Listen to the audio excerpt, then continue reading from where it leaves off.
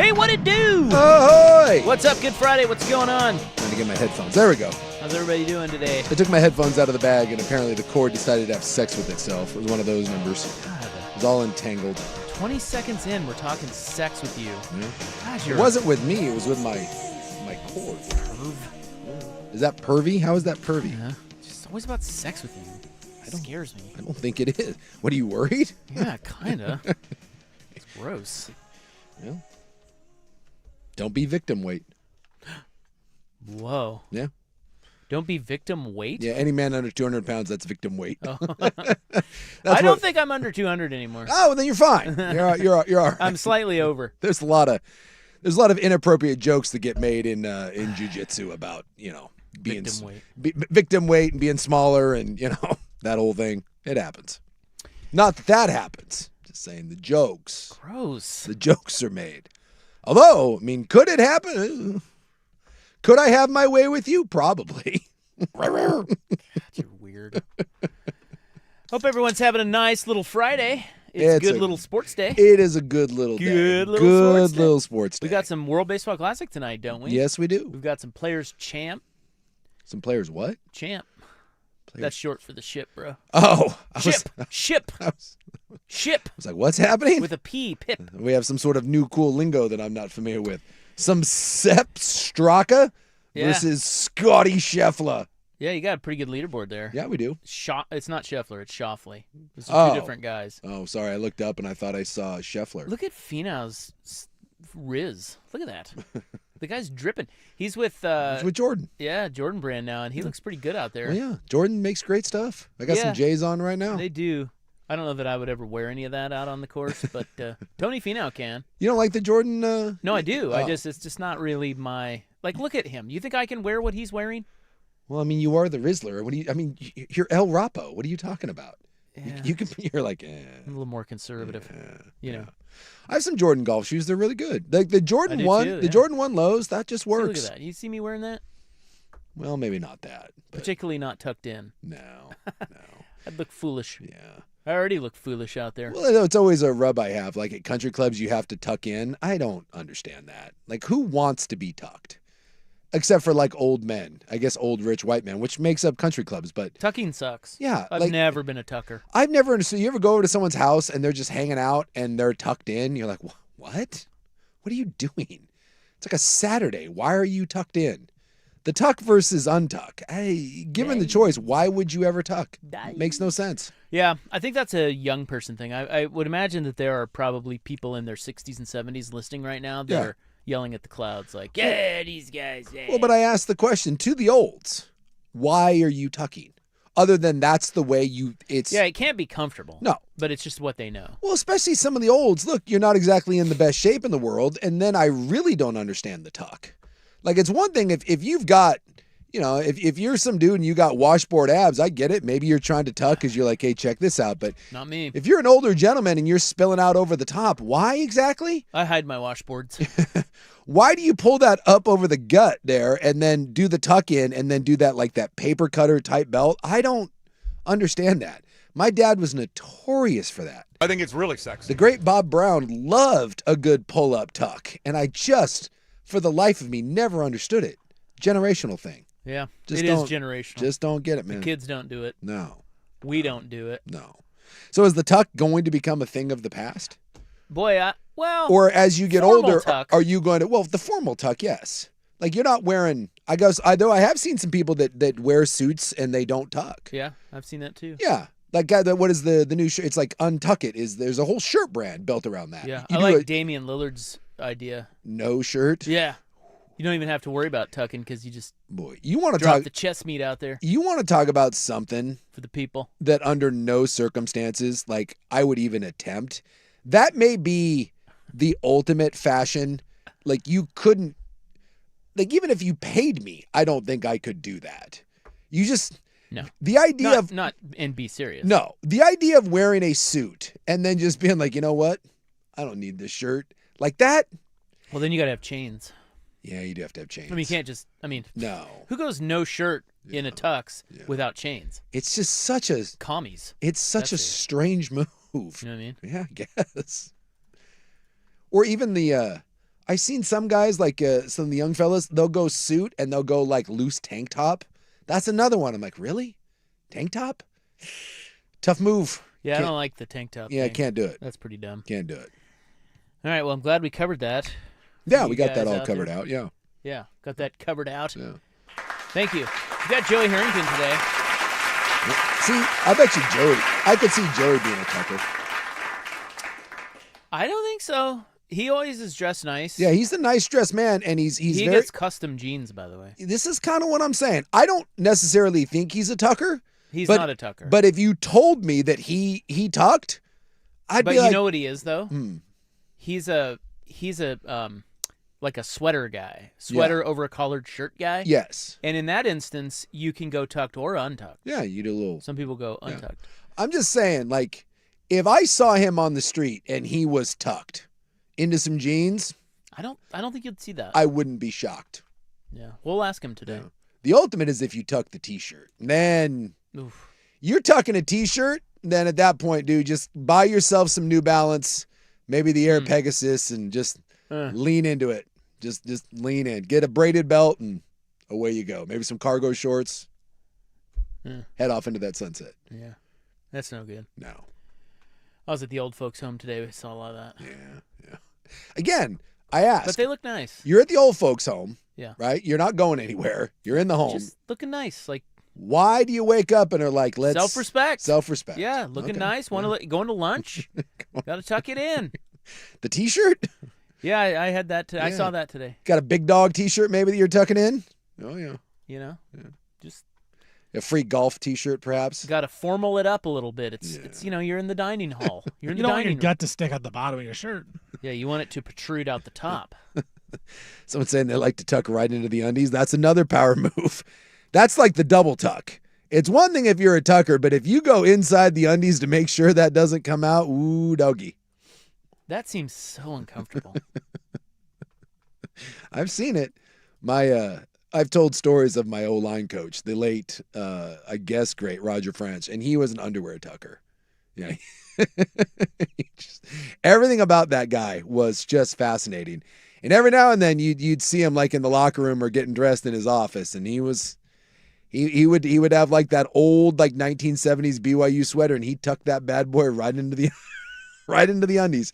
And those undies were exactly what you would think. About 2 sizes too big, some BVDs. They weren't whitey tidies. No, those were whitey saggies. Why did they make them like that? I don't know. You know? Because they would fit around the waist, but super baggy in the butt. I think it's like for the older folks that you got a little more room to kind of let stuff hang. You mean what? Like, you know, the old people, yeah, kind of. Yeah, but that's the front. I'm talking about the back. I think it all kind of has to just. You talking about saggy butt skin? I think you just give everyone a lot of room. Gross. I think although you could make the argument that as you got older, you would want a former or like a fitting, like a form fit snug. Yeah, I would think. But I don't. Boy, that was, we were wronged. Yeah. Growing up. Yeah. With that underwear choice. Yeah. You know? Remember the first time that you like realized that you didn't have to wear the whites? Yes. You're like. It was amazing. Yeah, I would say for me it was probably like the 8th grade. I'm like, what? I don't have to dress like I'm 4 years old? They made boxer shorts. Yeah, yeah. And there was always this debate, boxers or briefs? Boxers or briefs? I don't know. Someone whose mom still bought them. And not only were the briefs problematic enough, but white. Of all the colors that you could get a set of underpants, let's get the one that shows everything. Great idea. Let's just get and I'll tell you what, if you're a man that wears white underwear, you are a risk taker. You are a riverboat gambler. Those are a single use and they're out. That's a bold move. I wear a lot of like plain white tees. Big fan of the plain white tee. You can only keep those for like a couple months and then they become, like, it kind of goes away. Your underwear, like you said, does that last one day? 6-hour shift maybe? It's like a part-timer. There's no full-time white underwear. That's a shift. That's a 6-hour shift, and then you got to move it along and wait for the next pair to come in and take over their spot. Yeah, there's a lot of new underwear lines out there now. Yeah, for dudes. We're living in I'm sure there's some. I knew you were going to say that. I don't know that we are. I think we're getting closer. Really? We're getting closer. They're starting to I think we're in a golden age of underwear. Well, There's a lot of good choices. compared to the old age of underwear. That's what. Of course. But I just think there's still a lot of room for better underwear technology. Really? Like the home run has not happened yet. Really? We're hitting some singles, Oh, maybe man. even stretching a double. Get But we need a home run. Oh man, get yourself some of the bamboo, like that soft, breathable stuff. There's good stuff out there, man. I know there's good stuff, but I just haven't found anything that's. You haven't found the true. I've found some doubles. Yeah, I've yeah, found some doubles. And look, you pay for the double. That's true. I mean, it's kind of ridiculous. Yeah, the underwear game is no longer cheap. Remember when you were a kid, you'd go school shopping with your mom. You got that one big pack of Hanes or BVDs, and it just came like we were Hanes people. Yeah, you just got like a big pack of like 40, and that was your underwear for the year. It's like, well, this is what you got. That's right. Yeah, and it was like $7. Now and you try as hard as you could not to wear any. Yeah. On as many days as you could gotta get away with it.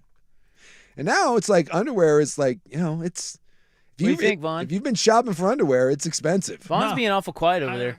I have nothing to add. I mean, I feel like Why you guys not? are right on here. Well, look, I think we've touched on a subject here. Have we made Vaughn uncomfortable? Well, I think what happens is we know that Vaughn. Yesterday he was wearing the Ross $4 Louisville T-shirt.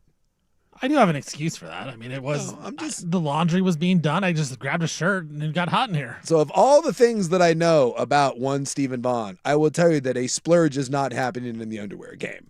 That's not true. That's false. No, yeah. Okay. We'll get nice underwear. All right. What do you splurge on? That's a good question. Thanks. Let me think about that. I don't know.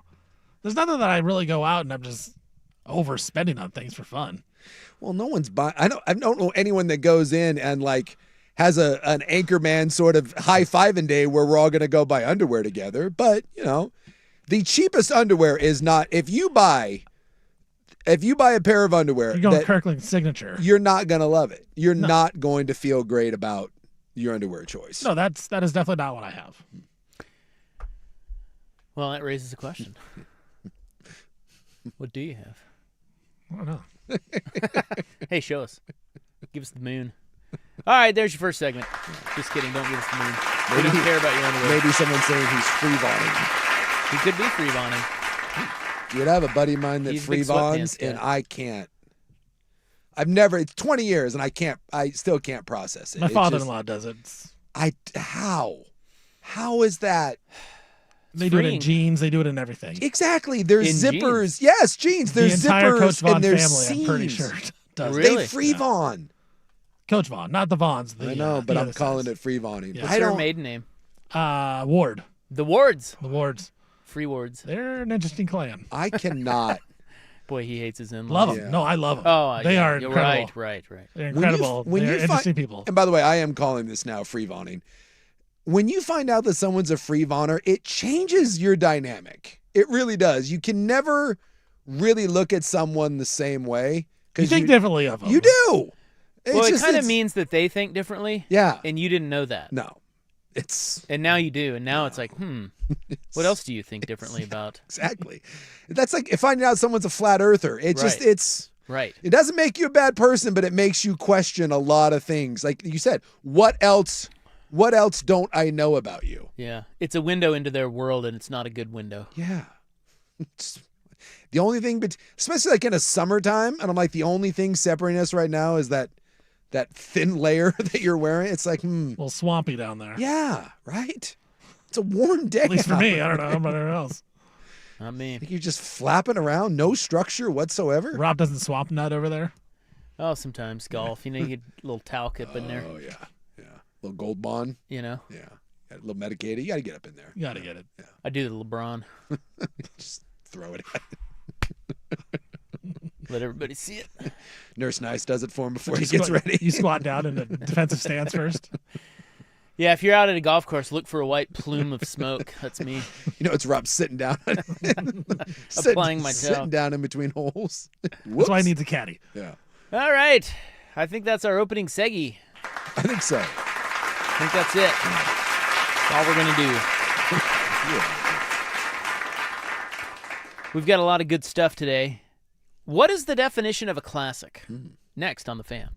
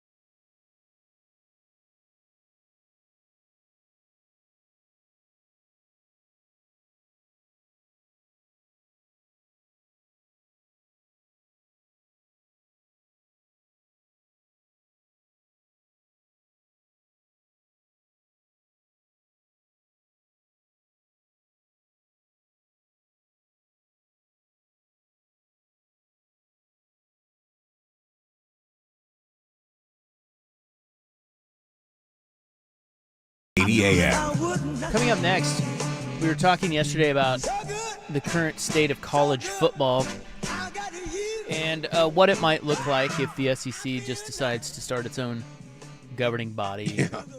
And that devolved into, God, this is messy, and I don't want to talk about it anymore. Yeah. It hurts your brain because It does. there's no good solution and there's no like real path going forward. But supposedly the executive order is going to come next week, and they're talking about what's in there, and most of that's already been rejected by the Supreme Court.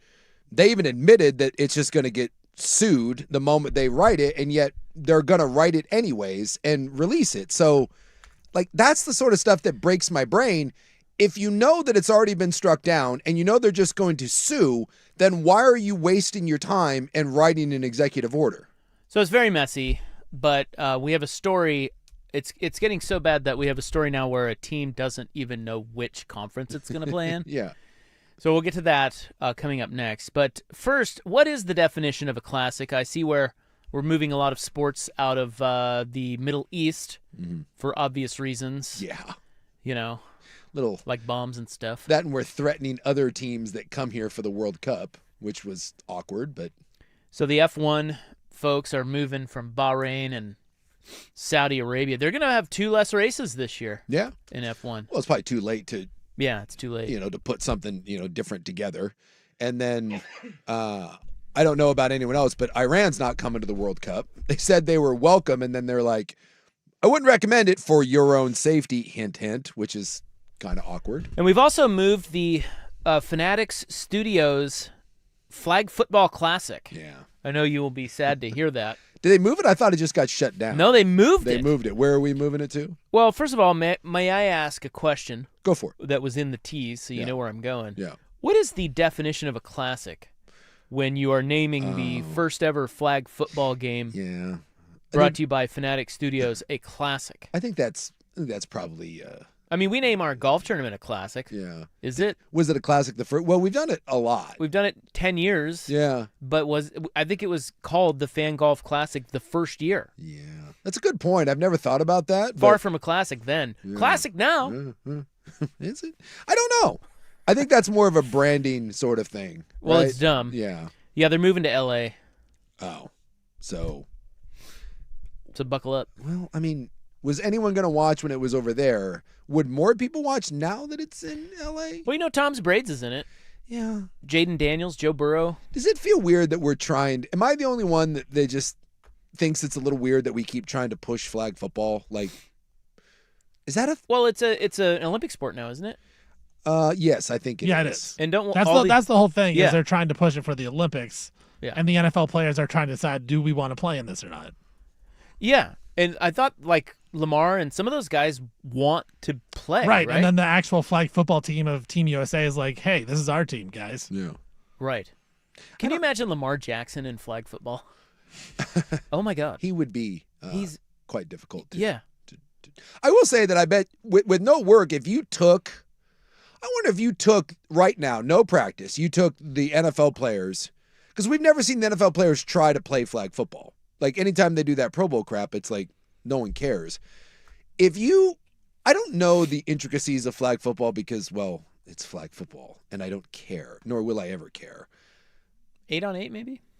Is it possible? Football guy is just code for you're kind of an ass. Wow.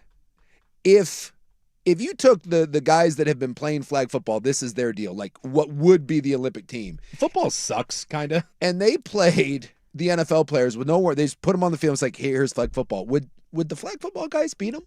Football's football. Ooh, that's a good question. I mean, obviously, if the NFL guys take it seriously and they figure it out, but I'm gonna say That's no. the whole thing. The quarterback of the USA team was arguing they don't know what they would get into. Yeah, and Like, we would why? beat 'em. Why does he say that? well, I'm I guessing don't know that because he there's doesn't want because his he's spot taken cocky. by Lamar Jackson. Yeah. Yeah, like, but really, does he? Like, I would roll the dice with Lamar. Well, it's sure. My point is, if you gave the NFL guys like a couple weeks, but I'm sure there's intricacies and like there's strategy in flag football that doesn't exist in normal and Well, get him a real flag football coach.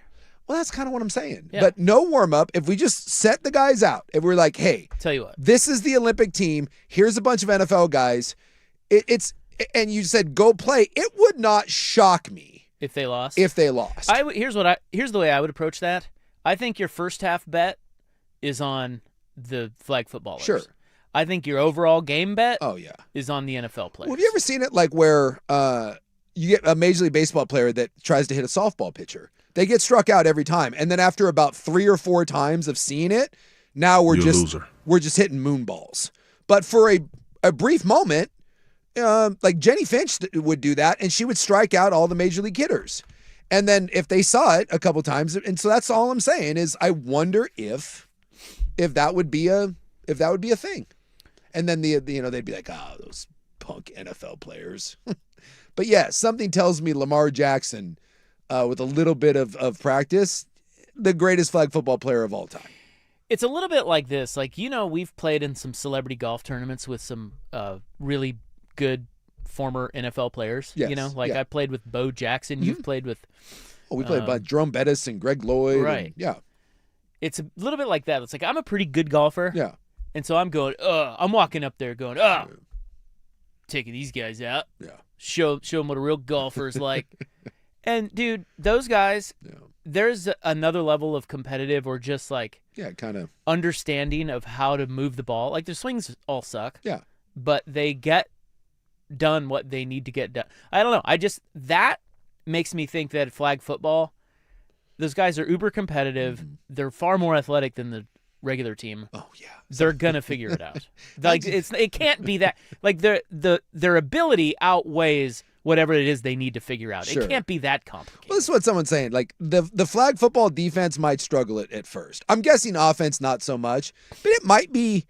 I don't know. Is the flag football just because you can't hit anyone? So is it just a bunch of little tiny dudes running a bunch of crossing routes that might take a little bit to kind of figure out? It says it's mostly all that it is emphasized it on speed and passing. Yeah. So that's all it's about is how fast and passing. So they don't run the ball? No.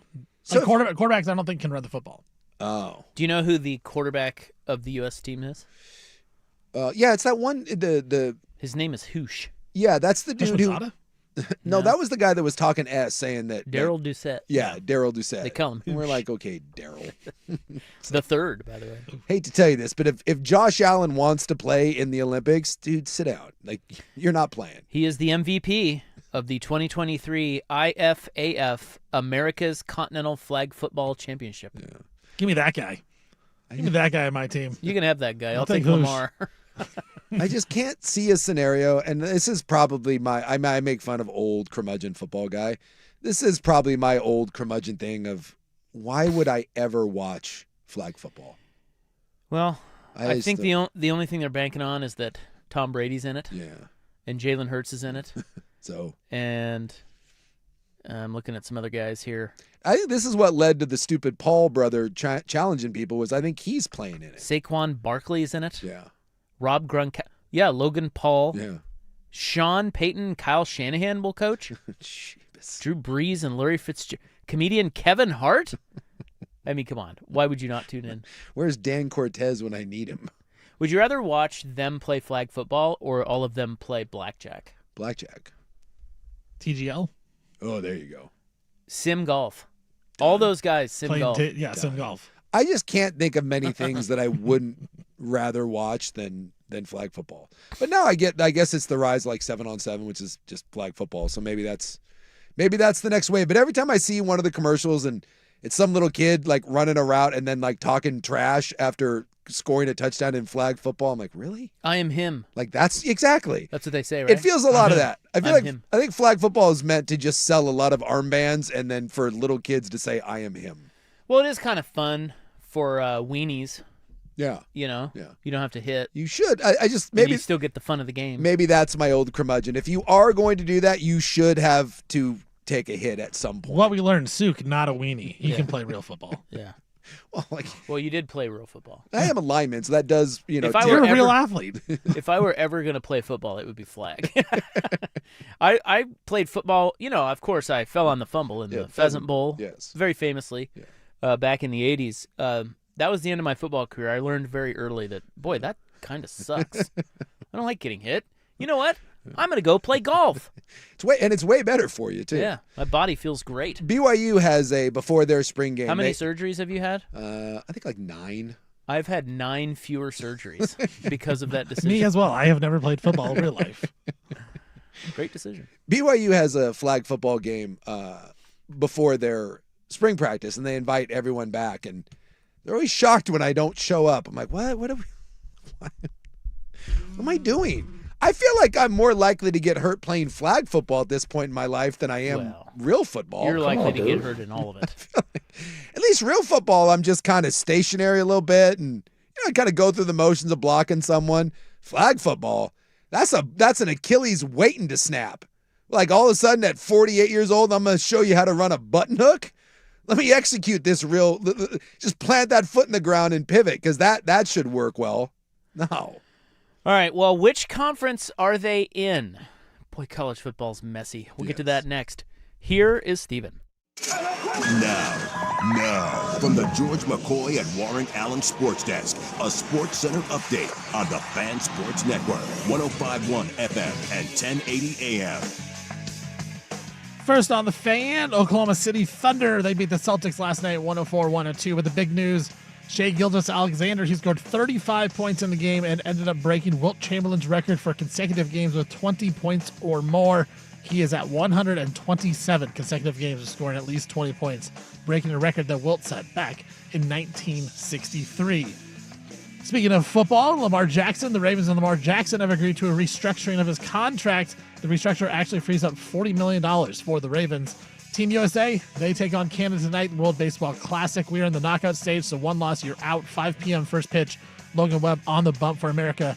USA huge favorites over Canada right now at minus 900. Trailblazers host the Jazz tonight from Motor Center. Portland is a big 15.5-point favorite over the tanking Utah Jazz.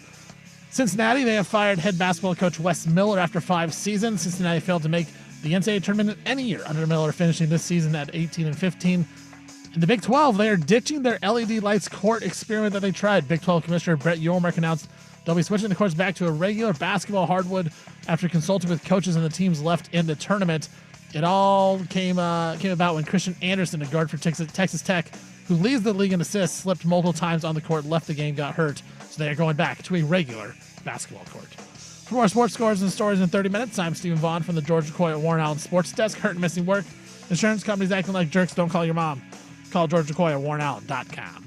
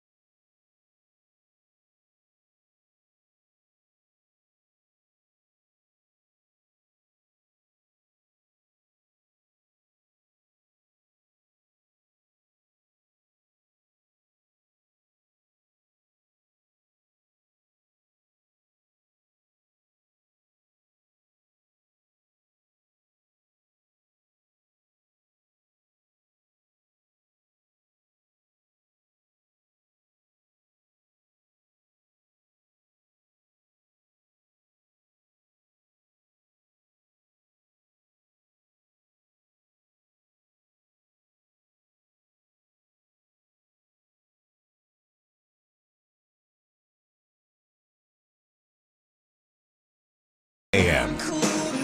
So college football's a little messy right now. You know, it's going through a little bit of a transition. Yeah, it is. Well, basketball too. Yeah. But I think, well, yeah, I mean, the governance and all that Sure. is the same. It's all the same. Yeah. But, I don't know, basketball seems better. Does it? It Just does to me. because there's just less. I don't know. What do you think, Vaughn? You watch a lot of college hoops. Do you think it's getting better to watch? I think it's getting better as a product. Yeah, the product and the play is actually better because guys are sticking around But a little bit longer. I'd say the same thing. I think college football is a better Football. product. Yeah. I think so. I think both are. And I mean, I think college basketball is infinitely more watchable now than it was a couple years ago. And I think football is too. Now, there's some people that are their corpses are laying by the side of the road, which sucks. But like all the weird stuff that happens in football, John Calipari took over that Arkansas job. He didn't have a single player on his team. Right.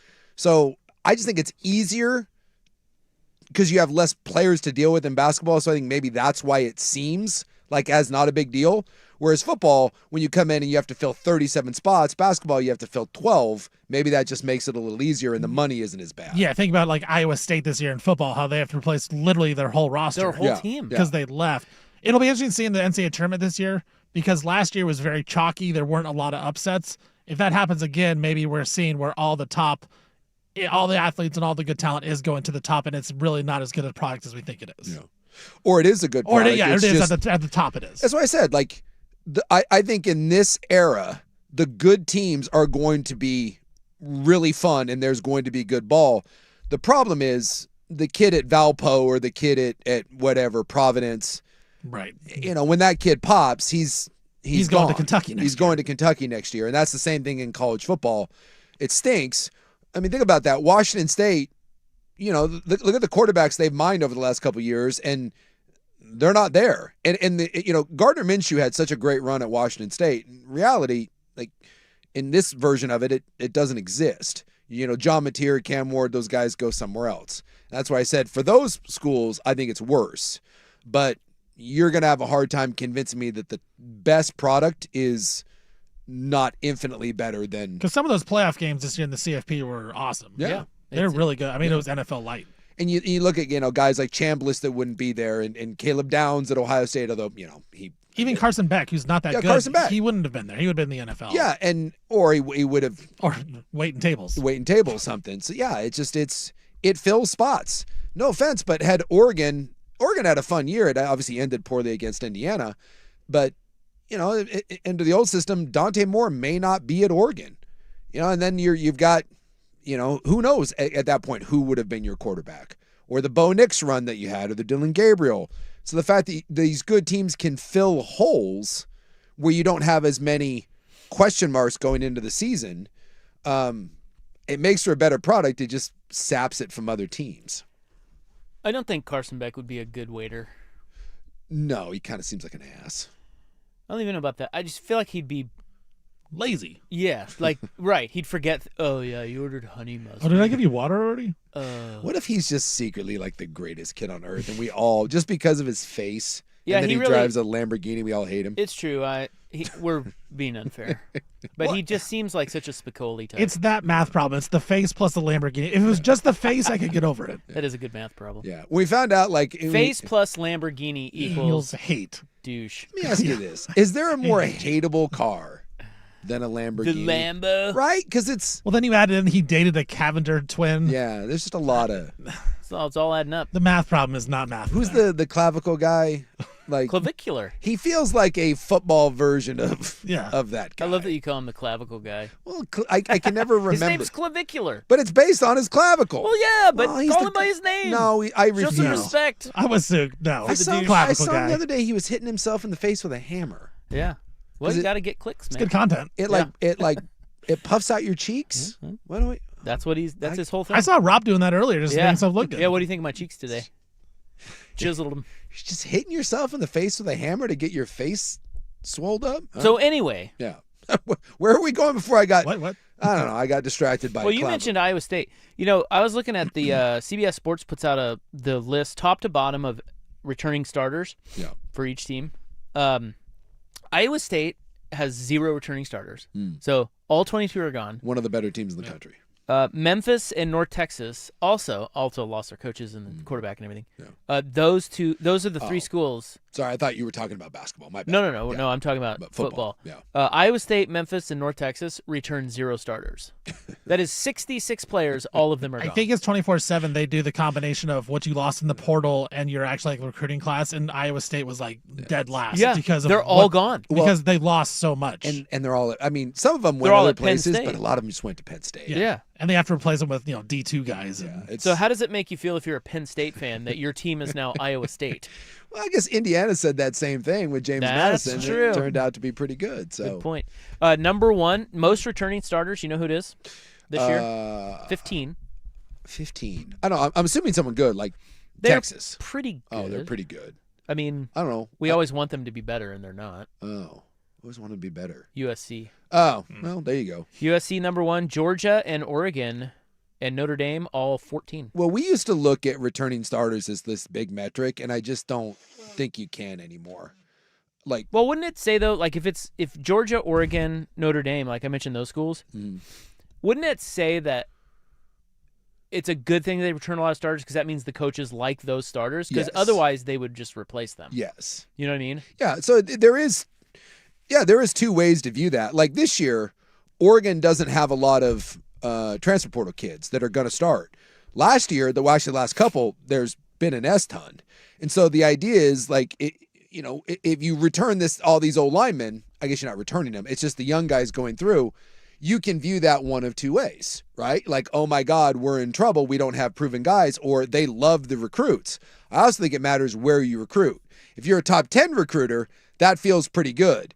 But if you're, Colorado and you're not hitting the transfer portal, I think everyone's like, oh boy. Because it probably means that the kids that you have coming up aren't necessarily highly thought of. Well, we've seen it both ways because last year it was Clemson who brought back a ton. Penn State brought back a ton. And we all thought, yeah, Clemson. Even LSU, to an extent, we thought, okay, they're going to get some guys back, and they all stunk. That is a great point. I fell for it too. We all did. One of my sleepy picks, and it wasn't that sleepy because a lot of people were on that. Clemson was a very popular pick to kind of be a dark horse to win the national championship. Not only did they bring back a lot, including quarterback, there was a lot of NFL talent that was supposed to be top picks, and they stunk. And they're not a transfer portal school, and so. And then you look at it like an Ole Miss or Miami who's bringing all these portal guys, and it's like, oh, we're going to go to the semifinals and the final. Texas Tech, yeah. I just can't. I really thought that it wasn't, and I'm still convinced that in order to be good year after year, you do need high school talent. You do.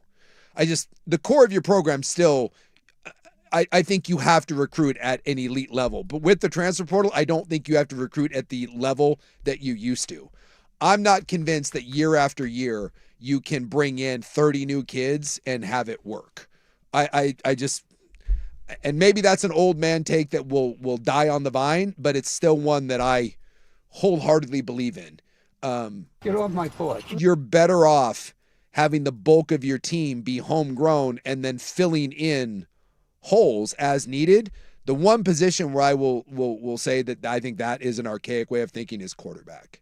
If you give me the opportunity to start a freshman or a sophomore that hasn't played, or I can go get a junior that has 24 starts, I will take the junior every single time. And you're seeing more and more teams that are doing that. And this is not a knock on Julian Sayin, who was a nice quarterback last year. He put up good numbers. And Julian Sayin will be an NFL quarterback. If Will Howard was the quarterback of last year's Ohio State team, they win a national championship. It's the only thing that stopped them was poor quarterback play. Like that team, you could make the argument that was a better team. It's not an argument. It is better. That team they put on the field was a better team than the one that won the national title the previous year, with the exception of Julian Sayin. And Julian Sayin will be a better pro than Will Howard, but Julian Sayin was 0 starts, and Will Howard, who was a all Big 12 performer, who wasn't great by any stretch of the imagination. But Will Howard was a better player that year. And Ohio State, maybe because it wasn't a good class for transfer portal quarterbacks, they were like, well, we're going to go with the kid that's never played before. And I do think it cost them a national championship. And who did they lose to? They lost to Carson. Indiana. Well, Carson Beck. Oh, wait, Miami beat them, yeah. Yeah. Yeah, They that's lost. right. They lost to Carson Beck, who again, Julian Sane will be better than Carson Beck, but in that arena, in that world, they lost to a player that had, God, was that like his 7th year? He'd been there for freaking ever. I'm still kind of surprised they beat them. I am too. And they beat them pretty good, didn't they? No, it was a close game. They jumped on him early. Jumped on him early, but it was a close game. Ohio State battled back in the That second was half. double but digits, wasn't it? No, I don't think so. I think it ended up saying. I think in the first half they got up 2 scores. They got up double digits, and I think Ohio State kind of came back. 24-14. So it was 10. I think it was they have a late score. Ohio State needed a stop to get the ball back, and I think Miami went down and scored to make it 2. All right. Well, anyway, that was all to tell you that there is a team that doesn't have a conference, but might have 2. Sounds about right. But we didn't get to it, so we'll have to get to it next. Okay. On the Fan.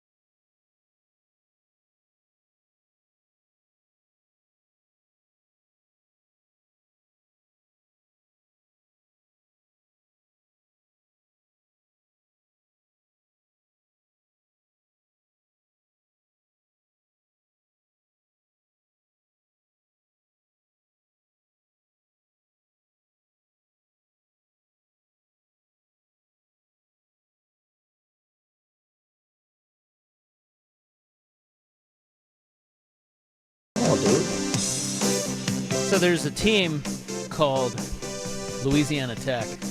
And boy, if they can pull this off, it would be unprecedented. I don't know what you speak. Well, Jace, they are on 2 conference schedules for the upcoming season. In football? Yeah. How is that Well, possible? here's what happened. Okay. So, Louisiana Tech has been in Conference USA, Yeah. as we all know, Yeah. since 2013. I mean, clearly. Duh. Hello. But they announced last year that they were going to the Sun Belt. Okay. And in typical fashion, There's some As- sort of pissing contest Yes. over exit fees. yes, as we've noticed with these moves, the other conference, or the conference that gets left behind is not happy. and- No. Did you see that, Utah Valley did indeed put the $1 million in escrow to play in the WAC tournament? Well, yeah, they kind of had to, Yeah. didn't they? Yeah, there was like a Mexican standoff going on down there in the WAC tournament where the number 1 seed wasn't going to be allowed to play in the conference tournament unless they put $1 million in escrow, and they waited till the last minute, and evidently they Well, I was they came up secretly with the cash. hoping that they would show up anyway and not put them in and see what happened. Just show up on the court and be Would like, they escort them out of the arena? I don't think they would have let them play, or the game wouldn't have counted. With no counties. Well, anyway, they're going to be in the Sun Belt, Okay. but the question is what will they do this season? So they're suing Conference USA because they want to leave the league. Sure. But the rules state that they had to tell them 14 months ahead of time, and they did not. They told them in mid-July. Yeah, this does happen quite a bit where there's like deadlines where if you don't inform someone by this date, the exit fees go up, or all that stuff. We've seen this before. So they offered to pay $480,000 or forego their 25-26 conference distribution. Well, I bet you that's a financial windfall. The Conference USA distribution monies. They would also buy back their television rights and pay membership fees. Okay. All right. But Conference USA argued that because of the timeline, it effectively should have to pay upwards of $5.5 million, and that number is an accumulation of foregoing 2 years of league distribution money and then paying the late fee of 825 Gs. Okay. And I'm guessing So- they said no. So it was reported on Thursday that the Sun Belt was going to release its schedule on Friday. Well, Conference USA was like, wait a minute, let's put out our schedule first. And they put out their schedule the night before, Thursday night, and it included Louisiana Tech. Well, of course, Louisiana Tech appeared on the Sun Belt schedule that was released the next day. So they are now on the Conference USA schedule and the Sun Belt schedule. No. So like I said, should they pull that off, unprecedented. Split squad. Split squad. Exactly. Split squad, or do you just do double headers? Ooh. Like, Maybe the first team to win 2 conferences in a season. my God. Yeah. Yes. Which one do they intend to they Well, intend they to want play to be the in Sun Belt? Yeah, well, they want to be in the Sun Belt, but the Conference USA is saying you can't be in the Sun Belt. So it's a lot. It'll get settled in court. You better hurry up and get that thing settled, because we're not that, what are we, middle of March? Yeah, there's not much time left. No, I'm assuming like maybe June, the beginning of July, you probably need to have like the travel plans. This stuff gets worked out with hotels and all that stuff. And if you're not on one of their schedules, you do have to replace that game with something else.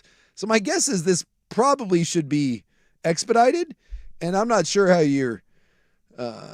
familiar you are with the court proceedings, but these things usually don't get settled in a timely fashion. it's unbelievable. They have 2 road games on the 28th of November. You can't. How do you expect them to navigate that? They're at Georgia Southern and they're at Western Yeah, Kentucky. so Louisiana Tech right now, they're scheduled for 20 games right now. Yeah. I mean, 2 road games. They have to play on the 12th of September. They have to play at LSU, They better hit the portal hard. which You is need 2 harder, quarterbacks. the LSU game or the Georgia Southern and Western Kentucky games on the same day. interesting. I wonder if you can just pick and choose and be like, look, we don't want to play this LSU game, but then, yeah, could you just like kind of make a hybrid of you only pick the games that you want to play? Yeah, kick LSU off, kick Baylor off. You kinda- whoever's worse. We're going to play that team this week and try to get our record up.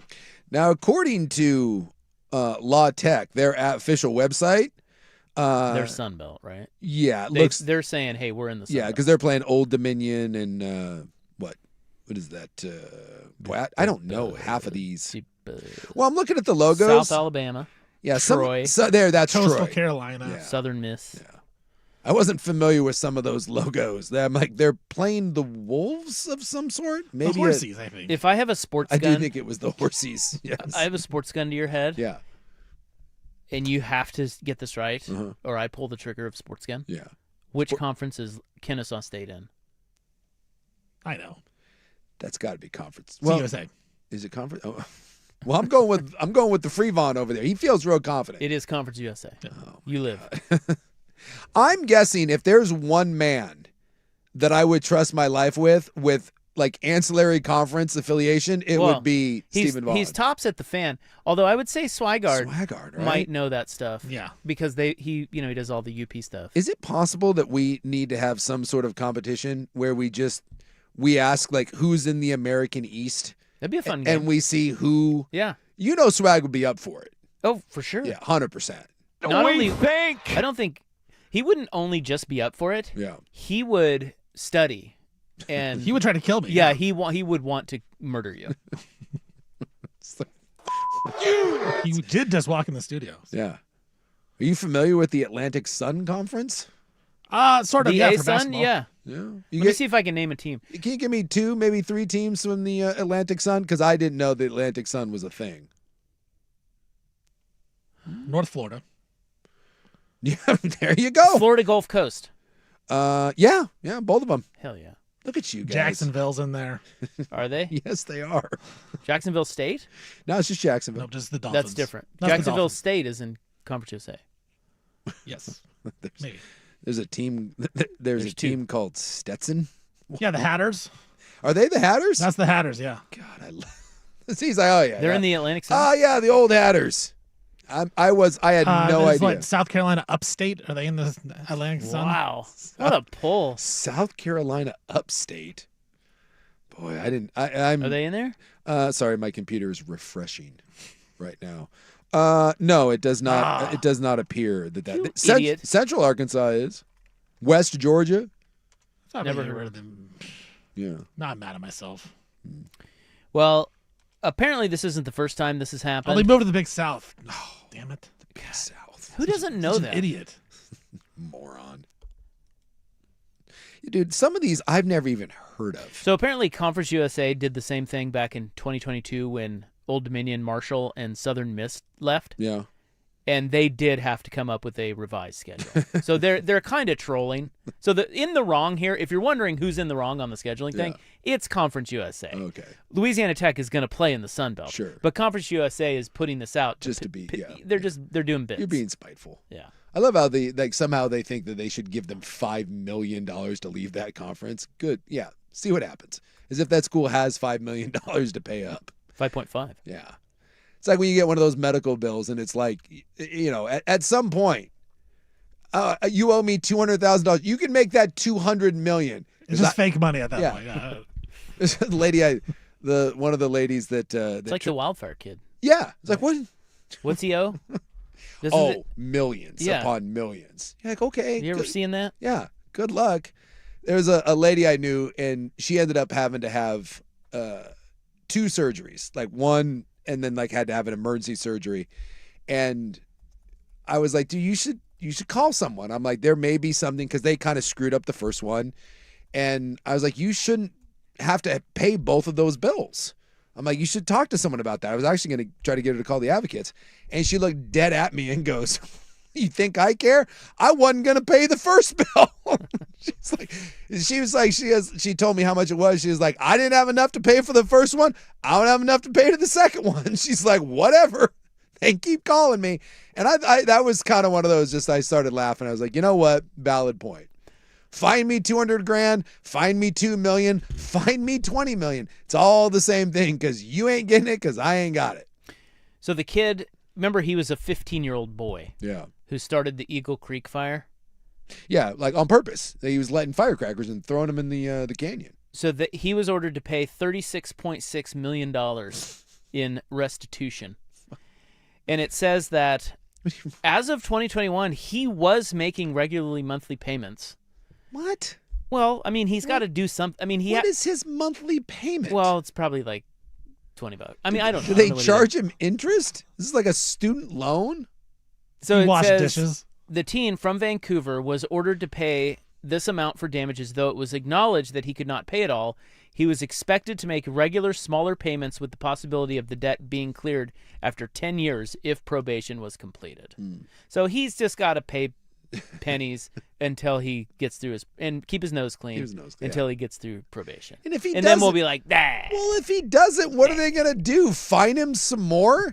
$36 million? We're finding you another $50 million. Can't they put him in jail? Put him in jail! Hey, yeah. What are you gonna garnish his wages? To what extent? It's $36 million. Be my guest. I say garnish. Have you seen what some of the some of the people that are getting deported? So some of the people know that they're gonna get deported eventually, or put him in jail. So I guess the thing is they're just racking up credit card debt, like they're as much as they can, and then they're like, cool, Bye. thanks for coming. They're buying. They're just Bye, going bitch. to open every store, credit card, TVs, whatever, and they're like loading them up, and then just like, all right, man, I'm out of here. Bye, bitch. They know it's coming, so load up as much stuff as you can, and then wagon train that son of a bitch to a different country. I'm juiced up. Okay. That's enough of how messy college football is. Okay, screw college football. And what happens when you owe $36 million? They are changing the court at the Big 12 basketball tournament. I thought they were doing it right now. Why is this? Is this the wood court? It looks like the same. Take a look here. Because I thought I saw today them removing the glass one. Is the wood one just look like the glass one then? I can't. They. Oh no, that's a different court. Is That's it? that's the one they used last year. Okay. Yeah. Because this looks almost. It looks the same. It but looks the same. They it's just not. can't. Yeah, they have the Yeah. Big 12 logo all over this one. Okay. That one's even worse. Look at that. Yeah, it's a whole thing. God. Yeah, it's Your not, guys' conference. I need know. to figure it out. It's rough. They really do. it's not great. All right. We'll be right back on Sports Radio The Fans.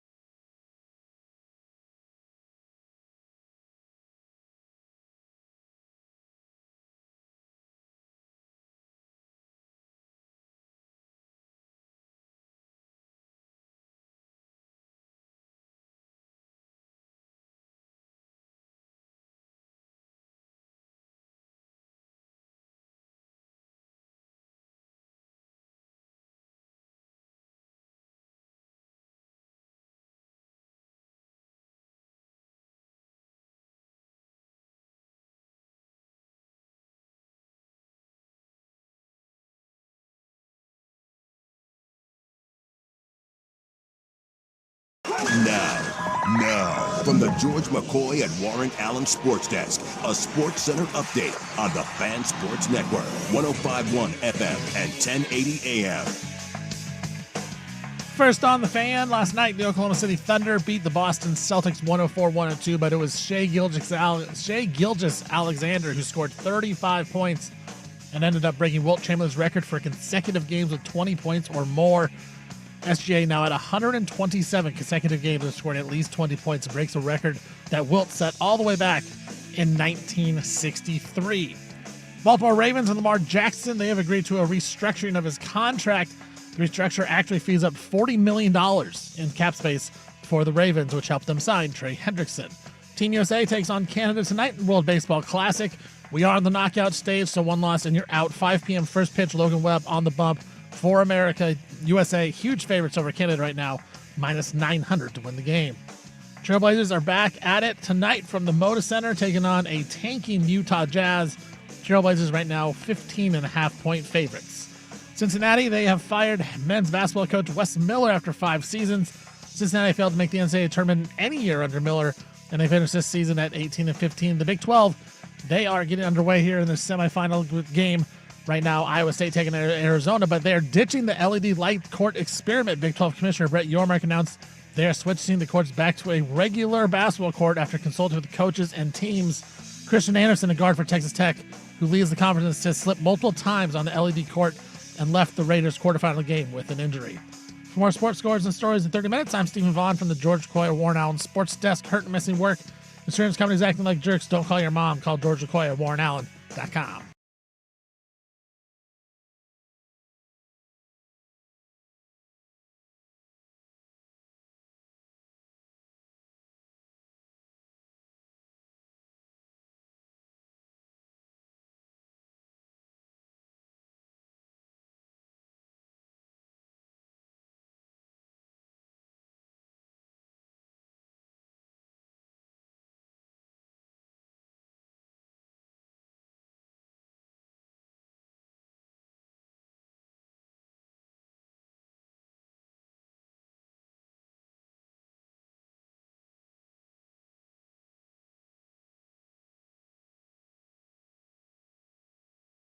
Yeah. Someone asked, why do the gambling ads give out college games?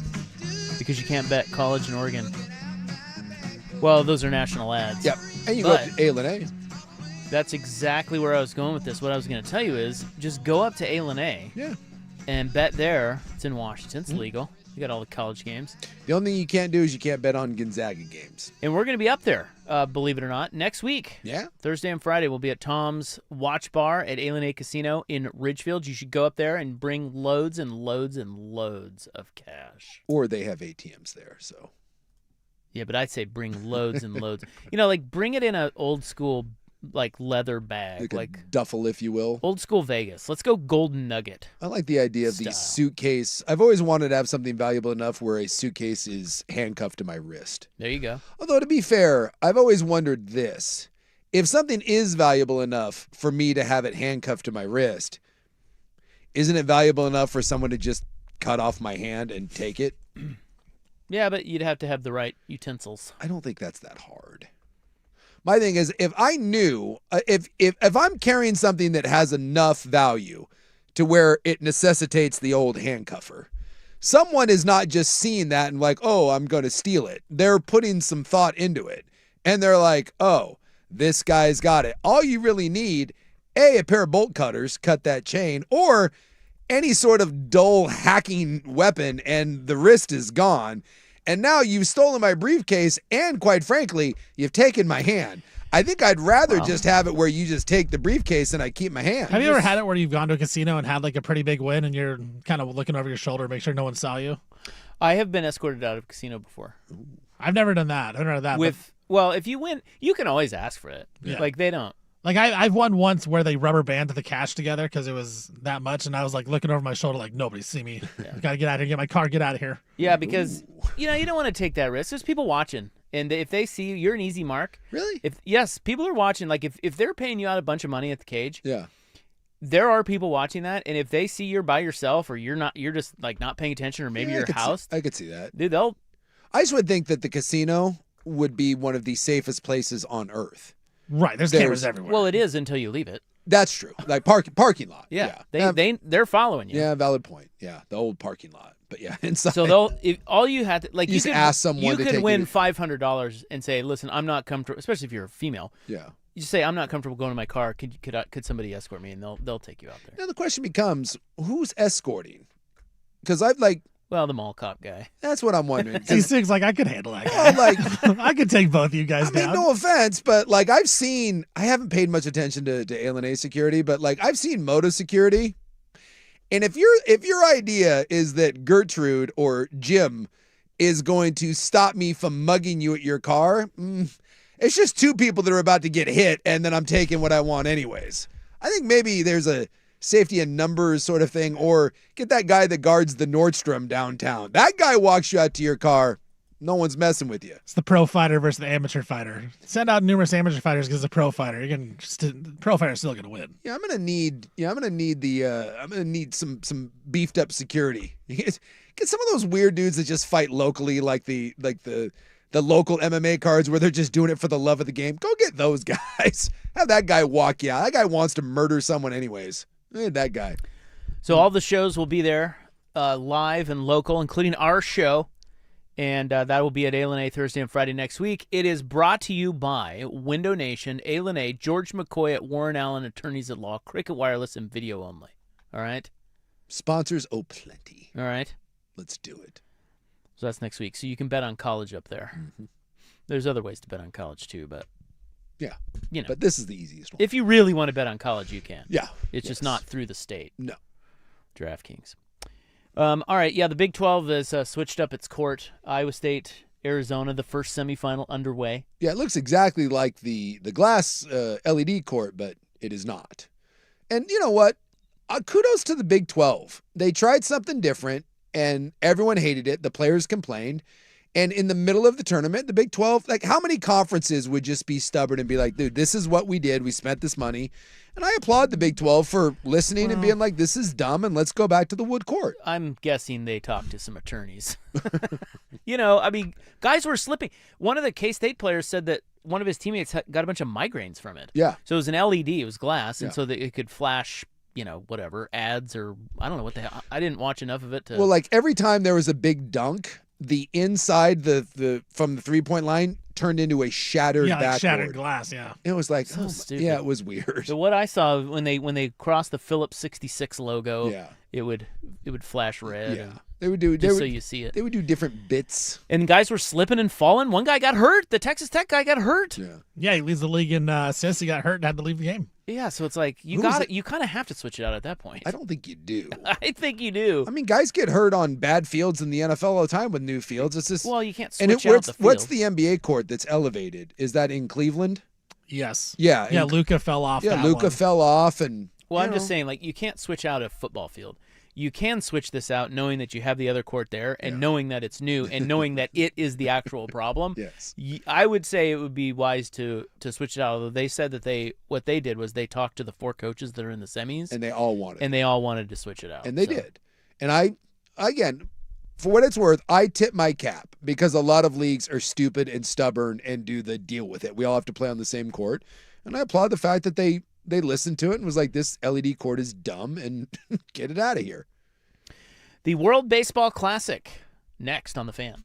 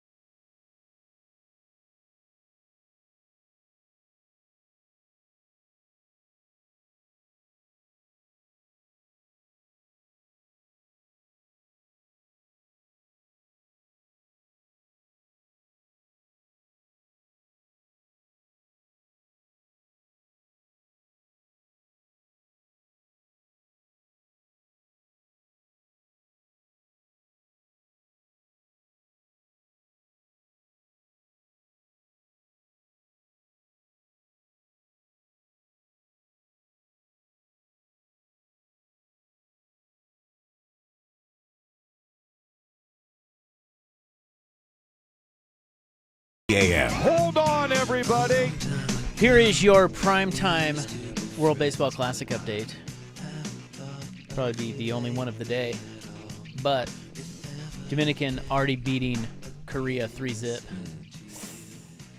That's a bit of a mismatch, Yeah, I don't if you ask me. think Korea. Although, Top of the third. the Koreans have put some guys in the bigs over the last couple of years. So I'm looking at the Korean A team. couple of that are. I do not see many big leaguers. I think maybe. Hyunjin Ryu, I believe, is the pitcher. Oh, he's pitching. Okay. Maybe Ha-Sung Kim is out there, it looks like. I'm trying to see where on ESPN. Where are they high in the World Baseball Classic?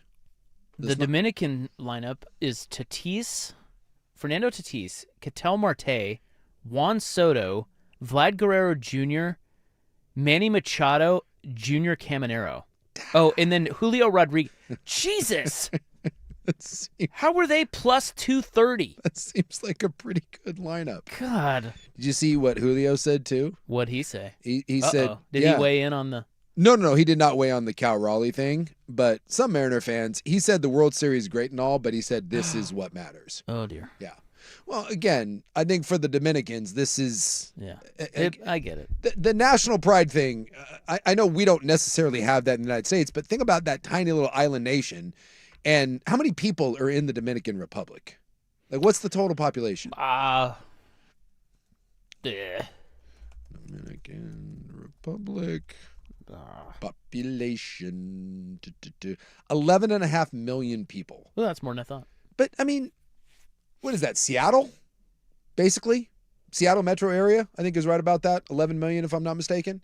So, imagine the city of Seattle being being the best baseball team in the world. Yeah, I can see where Julio says that's the most important thing. But I just saw some Mariner fans and some of the replies were a little pissy about that. But if you're wondering if the players are taking it seriously, it turns out the Dominican boys are indeed taking it seriously. They might be the bet. I don't know why we're favored. Well, I guess I do know why we're favored. But, Pitching too. well, Skeens can only pitch 4 or 5 innings. Yeah. So anyway, we play the Canadians tonight. Those lowly, pesky Canadians. Do the Canadians have anyone good? Not really. They have Josh Naylor. That's about it. Tyler O'Neill, I think, is on their team. That's why we got Josh Naylor. That's our big. Do you remember? I would have thought that there was a couple other Canadians. Do you remember Mariner great Abraham Toro? He's Canadian. Toro? Yeah. That's Pesky little switch hitter, infielder. Yeah, we should beat them. By the way, way overestimated. I thought Seattle was like 9-10 million people. Turns out, no. 5 million? Yeah, that's You way idiot. lower than that. Well, I'm a little disappointed that Australia isn't still in it because I didn't get to see much of Travis Bazzana. I don't know if you did or not. I did not. I saw the one highlight of him. He led off the World Baseball Classic with a home run. He had a huge home run, and Yeah. apparently, I was reading about him. Apparently, he is as big as Shohei is in Japan. You're not going to get to that level. Yeah. But in Australia, I'm sure he's a Travis Bazzana is like their number one athlete now. Yeah. And I guess because they're cricket and rugby and Australian rules football are Those all are more bigger deal. They're all more popular than baseball. Ryan Rowland Smith, who is from there, former Mariner, he said that he was teased growing up because he played baseball. Really? So baseball in Australia, they're like, It's not a thing. "What's this, mate?" Yeah. But Travis Bazzana is changing that. They're saying he's like a national hero now. Well, Former I mean, Oregon State great, yes, Travis Bazzana. Player of the Year. I wonder if that's kind of, you need something like that. Can that spark a thing in Australia, or is that like kind of being a U.S. soccer player? Would that be like if you were like a soccer phenom here? Although soccer's bigger here, But I just don't know if that, because if you were a phenom here, you would go play overseas. You wouldn't stay in the United States. So would that be kind of an equivalent? I think it depends. Like if he gets to be really big in Major League Baseball, Yeah. I feel like that could be pretty moving for Australia and baseball. That's what I was wondering, like if that could Not yet.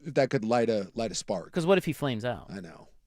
But I mean, I guess U.S. soccer is already growing, and it's bigger obviously than Australian baseball. But we haven't had a really great U.S. born soccer player. no one to Landon Donovan. Yeah, that's not. No one on the national. I mean, obviously, we've had guys that go play overseas and that can play in the European leagues, but we've never had a top player come for the United States. I don't think it's ever happened. Well, and not that Bazana's there yet, but let's get to working on it. Apparently, Bazana, they said, was he's like the first high-profile success story from them actually trying to develop players to come over and play American college ball. Their whole thing over there was not to try to build big leaguers. Mm-hmm. Their thing was, let's just get a pipeline of kids that can go play American college ball, and then from there, they should develop. Sure. Which is pretty smart. Makes sense. And Bazana came over, went to Oregon State, and I guess Mitch Canham said that when he first visited Oregon State, he took a picture of all the stats, the leaderboards, and Canham asked him why, and he said, I'm going to break every one of those records. and it worked. Canham was like, ugh. So he left. He's the all-time leader in hits in Oregon State history, also runs and total bases. So he broke 3 of the records. Well, it makes sense. I mean, obviously there's great athletes down in Australia. I've always wondered, like rugby and football, we've seen it a little bit. Like Jordan Mailata was one of those guys. And we've seen some professional rugby players late in the game try to come over and play American football. But you can't tell me that all of the, like South Africa, Scotland's really good, Fiji, New Zealand. You can't tell me that if those guys, those rugby players weren't brought up playing American football, that those wouldn't be NFL players. I mean, I just think obviously those are just great athletes, and you just have to be exposed to the game earlier. Yeah. So they said the other reason that they wanted to develop college players is because those guys could come back and help their national team. Yeah. Because at the time you couldn't be pro and play on those teams. But now they may change that, as we've been talking about. So Bazana could be the he could be the guy. Yeah. In 2020, they said there were 5 or 6 college baseball players in the U.S. from Australia. This is the COVID year. Yeah. There's like 5 or 6 here. This year there are over 30. So it's working. It's growing. And Bazana is now like he's a top 25 prospect in all of Major League Baseball. Yeah. And they say he's great at it. Another interesting fun fact, because this is what we talked about with Joey a couple weeks ago, and that was multi-sport athletes. They say he got his eye hand. It's so good because of cricket, because he grew up in Australia playing cricket. Well, again, that seems like it would seem like if you were a really good cricket player, and at some point if you were 12, 13, 14, and we were like, hey, let's put a baseball bat in your hand. Well, they just don't do that. Nobody over there wants to play baseball, but that's where Travis Bazana comes in. Yeah. If he has success in the States, in the major leagues, that could change a lot of that. Well, this is the old argument that the ugly American always makes, is if our best athletes played soccer, would we have the best soccer team? We're a country of 300 and whatever million people. And if you had, just think of the NBA guys. Think of like the big, rangy 6'9" guys playing defense. LeBron James you would think would be the greatest goalie in the history of soccer. All those big defenders in soccer, all the big guys on the back end, made up of just the longest, rangiest, freakiest athletes known to man. And then all your strikers, imagine. I think of a guy like Kyrie. Yeah. His footwork is amazing, and he's 6'2". Yes. He'd be big on the soccer field. And then let's put Tyreek Hill. Imagine Tyreek Hill's, because a lot of those best soccer players, like the strikers, they're not big guys. No. Okay, well, let's get Tyreek Hill out there and teach Tyreek Hill from an early age that we're just going to use our feet a little bit differently. And that's the old argument is, could you make those guys into the greatest soccer team the world's ever seen? Because Lord knows we have athletes. They just don't. Our best athletes don't play soccer. And then the other one I hear all the time is, what happened to all the great heavyweight boxers? And someone said they're playing left tackle in the NFL. USA! USA! What? USA! Myles Garrett, anyone? If Myles Garrett, when he was 10, instead of a football helmet, if someone gave him a pair of boxing gloves, yeah, something tells me Myles Garrett would be a pretty good heavyweight. Yeah, Jake Paul, though. Yeah, that's right. It's about the same. It's same thing. Somebody texts on the fan text line, Australia is getting better at baseball. I remember early on the Aussie national team, they played a kangaroo in right field. Hey-oh. You know what? I would pay to watch that. That'd be great. I would. Catch it in his little pouch. Oh, it'd be adorable. You know? Can I say, too, that I love kangaroos. Anytime there's a video involving a kangaroo, I'm in. And normally I'm rooting for the kangaroo. The greatest viral clip of all time is that guy fighting the kangaroo. It's the great. That Australian dude squared up on a kangaroo, and the kangaroo squared up on him, and he rocked him one. As it doesn't get any better. That man is a freaking legend. So youngs growing up in Australia are now saying that Travis Bazzana is their favorite baseball player, Well, not should be. Shohei Ohtani or Aaron Judge. Yeah. So that's good. Anyway, Australia got eliminated, and they are not in the Final Eight. Here's the other thing, too, as I was thinking about, and I did look this up, and there aren't a lot of big names. Who is the greatest Australian sports star ever? Like, They had that swimmer. yeah, his name was Ian something? Yep, Ian Thorpe. Yeah. Yep. I remember him being He tops a lot of their big lists. deal. Yeah, but other than that, and even him, that's not a household name here. No. I mean, Rod Laver was Australian. Was he Australian? Yeah. Of course, Cam Smith, the golfer. But, he won a major, but whatever. Wasn't there another golfer who was Australian that was a big deal?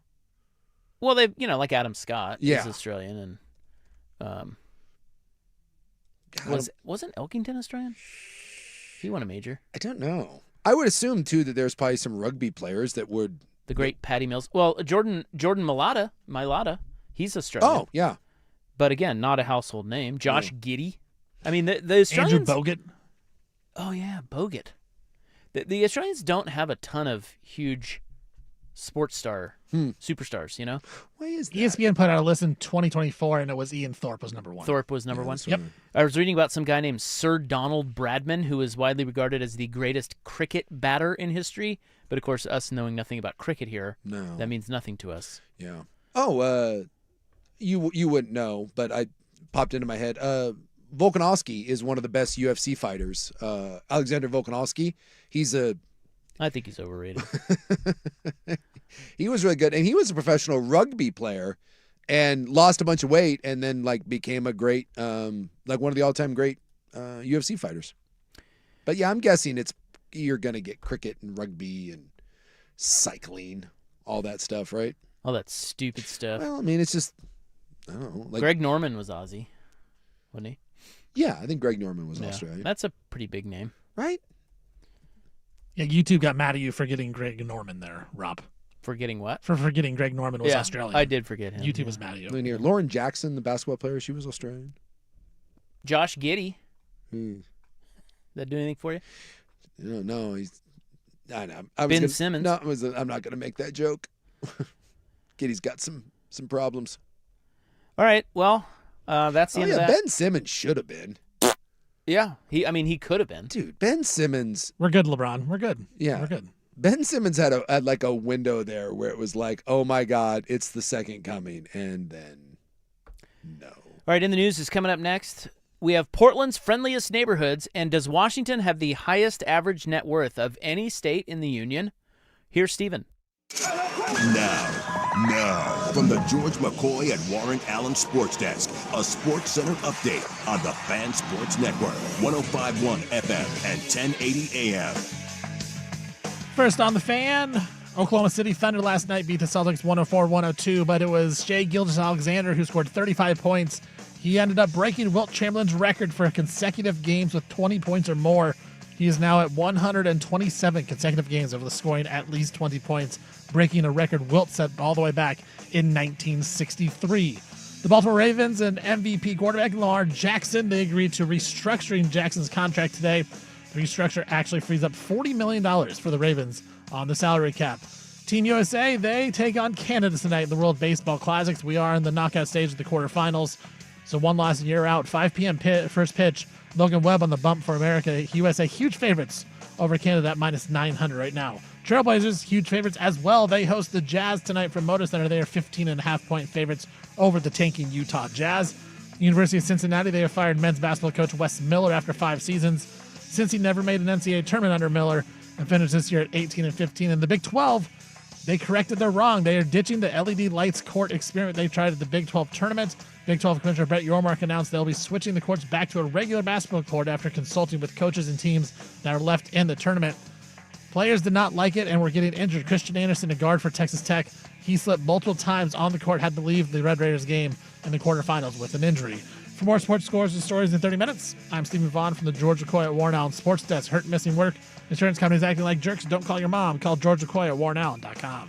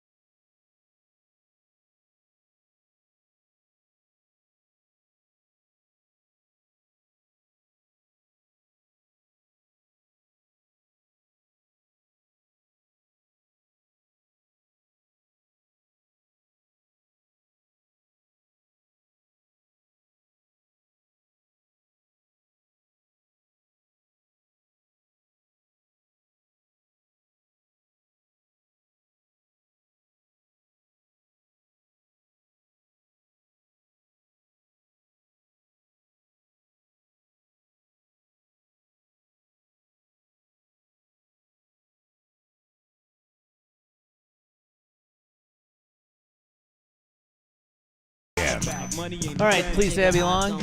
It's a big Friday program. Big Juicy Friday. Big Juicy Friday program. A lot of people bringing up Oscar Pistorius as the greatest Australian athlete of all time. Yeah, that's right. Is he? I think he got released. He's out. I think so. Huh. Remember, I think what he's doing now. Well, I think he has to serve house arrest for a couple more years, but he's serving it in his uncle's mansion. Uh-huh. Yeah. Poor guy.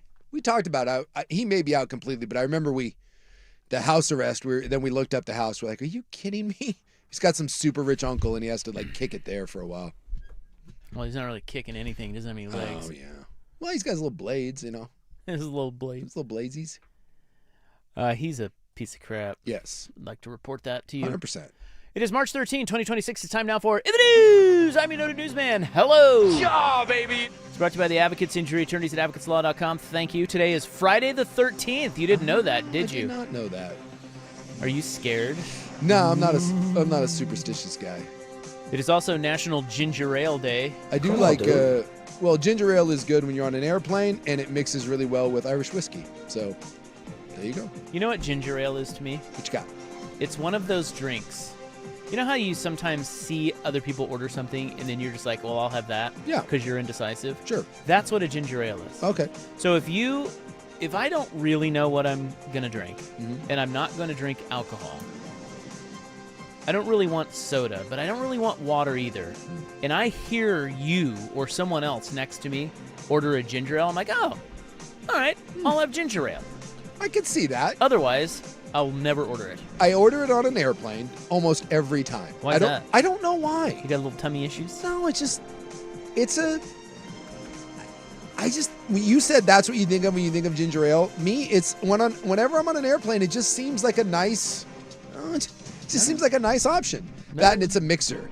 Is it wrong that I view, and this goes back to maybe, the whole bar thing. Definitely a mixer. But orange juice? They're devout alcoholics. When I see a thing, is those crafts of orange juice? Oh, wait, Pistorius wasn't Australian. He was from South Africa. And I think... Was he? Yeah. He was. He was. Oh, yeah. He was. Yeah, we screwed that up. Stand corrected. Is that called a craft of orange juice? Yeah, craft, yeah. Whenever I see a craft of orange juice or I see a ginger ale, I just assume that there's going to be... Mimosas. Yeah. Well, They'll or a Devout Moscow. alcoholics. Yes. I just view those as mixers. They're Maybe, not they're not beverages to stand on their own. Perhaps Those that guys caller... are total losers. Perhaps that caller was right. He's on to When something. was the last time you had a glass of orange juice that wasn't either Oh, a I screwdriver order- or a mimosa? I order orange juice. Do you really? Yeah, if I'm not drinking... Yeah. Oh, yeah, I love orange juice at breakfast. Oh, yeah. I don't have it at the house, but That's I'll straight, order it out when I'm out. that's straight mixer. Coffee, orange juice, Bloody Mary. Great combo. Okay. Let's see where you're going with that. I have Portland's friendliest neighborhoods, according to Nextdoor. Are you on Nextdoor? I am not on Nextdoor. You should be. I'd love to see you on Nextdoor with the olds in your neighborhood. I'm guessing they talk about me on the Nextdoor app from time to time. Look at you. Pretty presumptuous of you. You think you're a topic on there? Unfortunately, yes. Think you're a big deal? I just think there's a lot of that Local guy. radio funny man thread? No, I just think there's a lot of that guy. Oh, you're that guy. I think No way. I think that's safe to assume, yeah. Safe assumption says the olds are very suspicious of that. They just, when someone under the age of 65 moves in, they're like, not certain.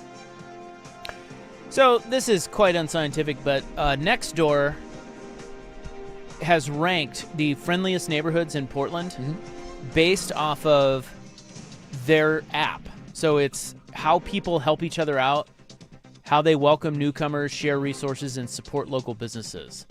So they have put together a top 5 list of Portland's friendliest neighborhoods based off of how they're interacting with one another on the app of Next. And if you don't know what Nextdoor is, it's an app where everybody in your neighborhood can sign up. Yeah. And then if you have like a coyote sighting, Sure. you can all freak out about it Yeah, on or- there together. And you can be like, there was a suspicious van and all of that, and neighborhood cleanup. Yeah. And, I bet West Lynn Nextdoor is oh yeah, off the chain. 100%. In Lake O. So Woodstock is on the list. I don't. Southeast. Yeah, I'm not. I've never spent any time there. I wouldn't know.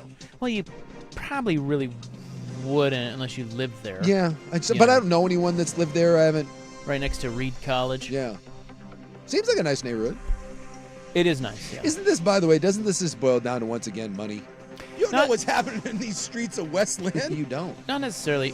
Richmond, the Richmond neighborhood, which is quite, it's got a lot of restaurants, that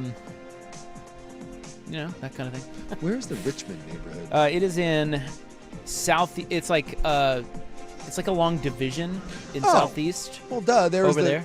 again. That guy and his damn alcoholic thing. If it's right there on Division, Are you gonna tell us how you know it by its bars? There's a bar there called. You are devout. There's They're a bar. devout alcoholics. It's called the Richmond. Yeah. That there you big go. fat. That would make sense. Although it just shut down. We were a little bummed. The Richmond was a nice. So it's right there. My buddy then lives. Liquor Rick's kid lives in. I guess that would be the Richmond neighborhood. There is a lot of cool. It's nice over there. There's a lot of good restaurants and little pockets of homes down there. Rose City Park is number 3 on the list. Known for its historic homes, beautiful Rose City Park, and top-rated schools. It's a quiet area with a strong sense of community. That, too, I'm familiar with because that's where Rose City Golf Course is, which I go a lot. And that also, although that's hit and miss because 1 minute you're in a very nice historic neighborhood and then you make a turn and you're like, ooh, not certain I should be here. Central Northeast up there. Yeah. Brentwood, Darlington on the list. Not That one I don't. not familiar with. Where was that? Anybody? Southeast Portland again. No, Says. not familiar with that. Known for its community gardens and family-friendly parks. And we have the Roseway neighborhood, which is a friendly residential neighborhood in Portland known for its charming bungalows and lush green spaces. It's home to the historic Roseway Theater and a small but vibrant commercial district with local shops and eateries. They all seem like nice little Portland neighborhoods. So the Roseway neighborhood is just right next door. It's to the same thing, Rose City Golf Course. It's right there. It's that. I think this next door is bias. Well, it's right there. You know what I mean? Yeah. They're all kind of the same. But I'm telling you, Fancy Portland. you go a street or two because that's like over like where the grotto is. Heyo. You Yeah. go a block or Well, two. that's 82nd. Exactly. You go a block or two the wrong direction. You're not in a friendly neighborhood anymore. Yeah, is that Rose City? That's the golf. Wait, what golf course is that you hit over off of 80? It's like right by 82nd, and the high school over there. What is that course? It's like- Well, Rose City is right there Is off that of Rose 82nd. City? Yeah. Yeah. Okay. Yeah, I Like, can never remember. Rose City is right. Like those. I picture the whole. Yeah, those neighborhoods are sandwiched. Like those two neighborhoods are right there. Like they butt up to the Rose City Golf Course. I think Robert Kraft would like it over there. And that, well, yeah. You know what I mean? Well, I'll tell you what. If you're looking for an interesting intersection, might I offer you Sandy and 82nd? Anything along Oh yeah. that's where that Clyde's is over there. that's where that hotel was, like right around the corner that Yeah. got shut down and it was the worst hotel in Tough spot. Portland. Tough spot. But there's also nice places over there, including two of the friendliest neighborhoods Right. in our entire city. So Portland's friendliest neighborhoods: Woodstock, Richmond, Rose City Park, Brentwood, Darlington, and Roseway. There you go. The information you didn't know you needed. You can go over and check out the Sandy Jug while you're there, you know. Yeah, that play. Yeah. Gross. Does Washington have the highest average net worth of any state in the union? Why am I teasing it that way? That would probably mean it's yes. I got an idea. Is it yes? Yeah. Well, Suk lives up there, so Clearly. That millionaire tax is really going to hit me. local radio funnyman. Ooh. Ooh, doggy. We'll get to that next on The Fan.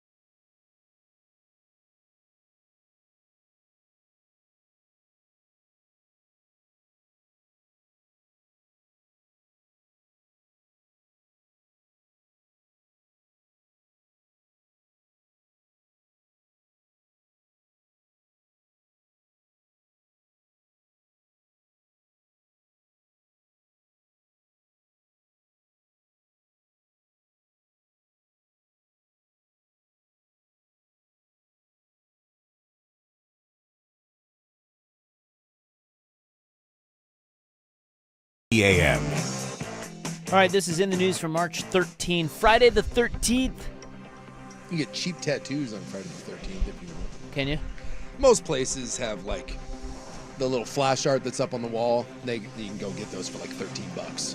It's like a fun little whimsical thing if you want to go get a random tattoo. You can get your first. So I went to She Brew last weekend. She Brew. Not familiar with it. Female brewers. Okay. They're devout alcoholics. There we go again. I'm telling you, that guy. He's dead on. I need to give that guy an apology. It is bad that every time we're talking about something, I do navigate by what bar is over there. But to be fair, why else do you go into different parts of the city, like weird neighborhoods, if it's not to check out a bar? Like, Well, the other part is he got mad at you for drinking when you're at the bar. That's kind of the that's point. why I go. Right. And he was housed. That's true. It He was at a bar when he did it. It was at the Portland Art Museum. And so it's female brewers, cool event. Sure. And they've grown it into pretty big. It was pretty crowded. They were giving out like there was a tattoo artist there. Yeah. Like right on the For free? I don't think it was free, I don't know. Yeah. But I just thought that was a weird place to get a tattoo. I always think that's weird. When we go to like Barrett Jackson every year, and they have a big station in the middle, and I'm like, who? Like a lifelong, and I can't say anything because obviously I don't have that many tattoos, but they're quite large. So, I mean, I can't say don't get tattoos, but I do find it odd that you're just walking through and you're like, you know what? While I'm here, let me just throw down one of these. Yeah, it's a strange. There was a lady on the Yeah. table just getting an ankle tat. That's a thing, man.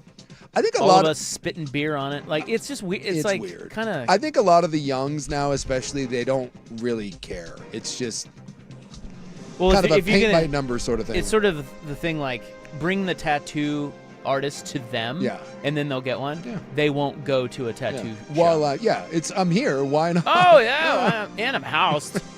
Sounds like a good idea. You see those on a lot of, like, when you're vacationing and you're walking through those touristy areas, there's a lot of those weird pop-up tattoo shops, and people are like, hey, we're in Costa Rica. Let's get this needle driven into my body. Well, the difference in average net worth across the country is quite large depending on where you live. The median net worth in the U.S. can range from anywhere between $62,000 to nearly $700,000 based solely on your state. Yikes. That is kind of a yikes if we're talking just median. Well, I'm guessing, like, Connecticut probably has an astronomical one. California, I would think, is very high. But I don't know. There's a lot of really there's a poor lot. parts. There's a lot of poor places. Massachusetts may be quite high. Yeah, that's probably high. Yeah. A new report from Smart Asset examined census data. Oh, crash. Time out. Examined census data to determine the average net worth of households across each state.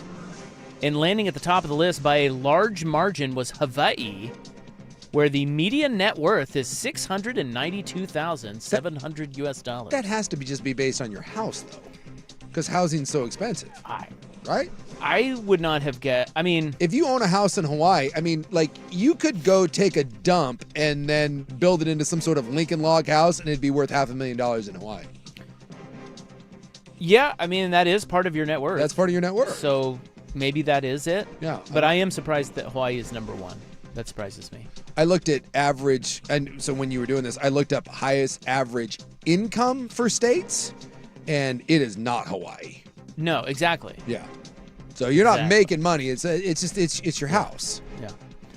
Not far behind Hawaii were other states like Washington and New Hampshire.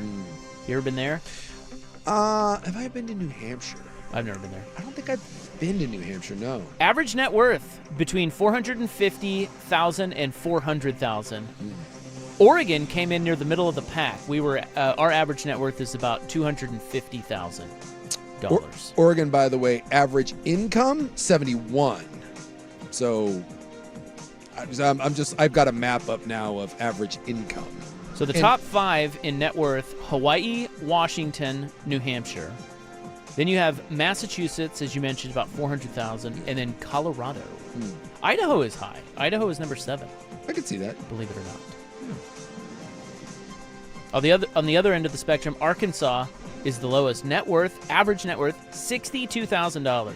In And where? that surprised Arkansas? Yes, that surprises me because of the whole Walmart thing. Yeah, they don't make a lot. I mean, But there's a lot of people. a lot of people. A lot of executives live Yeah. there. Highest earning by state is, I guess it's not a state, but District of Columbia, D.C. 162 is the average salary in our nation's capital. Also at the bottom of the median net worth, New Mexico, $77,000, and Oklahoma, $78,000. The poors. Yeah, the average income down south, it's all the low ones are Mississippi, Louisiana, Alabama, all that. There, your bottom 10: South Carolina, Missouri, West Virginia, Alabama, Mississippi, Louisiana, Kentucky, Oklahoma, New Mexico, Arkansas. Yeah. So A couple surprises, but, for the most part, Washington, number 2. yeah. You're booing that with your big old bloated net worth. Well, they popped the millionaire tax is on its way, and the saw that. John Schneider's not happy about it. Yeah. Yeah, they say the Seahawks are going to struggle to sign free agents because of it. What, almost 10%, like 9.9% over $1 million bucks? Thanks a lot, Obama. People don't like that. Trust me, I think I'm safely on. Only got millionaire taxes coming for me anytime soon. That is in the news, March 13, 2026. Brought to you by the Advocates, injury attorneys at advocateslaw.com. Headlines coming up next. Joey Harrington next hour as well, here on The Fan.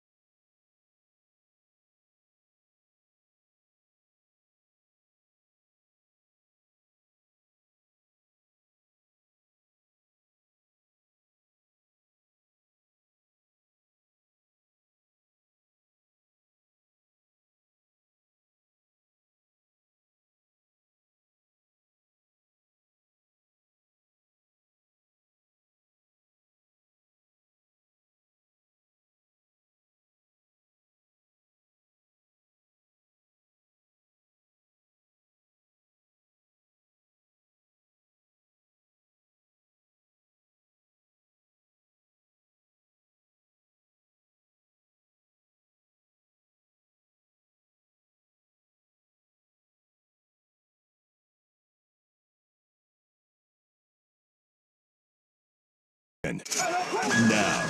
Now, from the George McCoy and Warren Allen Sports Desk, a Sports Center update on the Fan Sports Network, 105.1 FM and 1080 AM.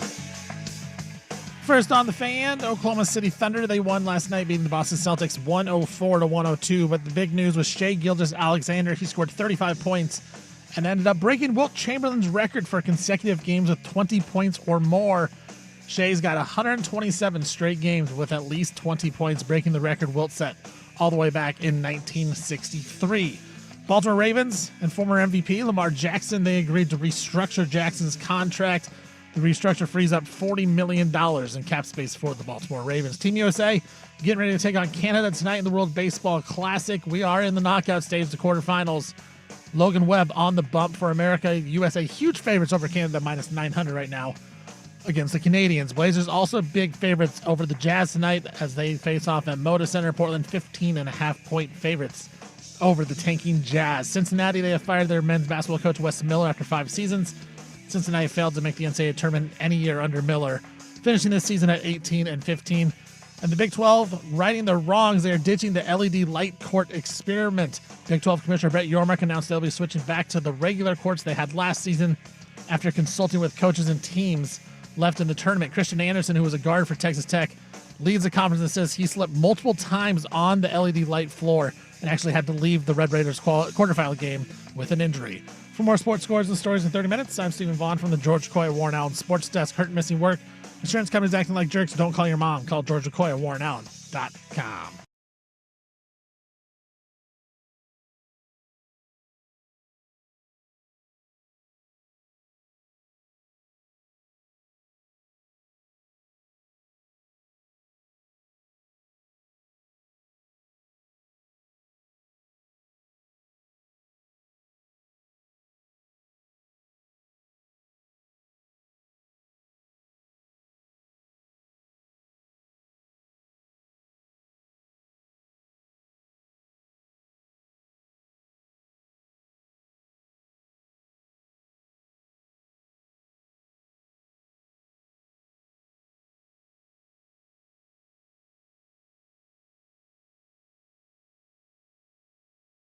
Fan. All right, welcome back. Hope you're having a nice little Friday. We are your sportsmen. My name is Isaac. Hello.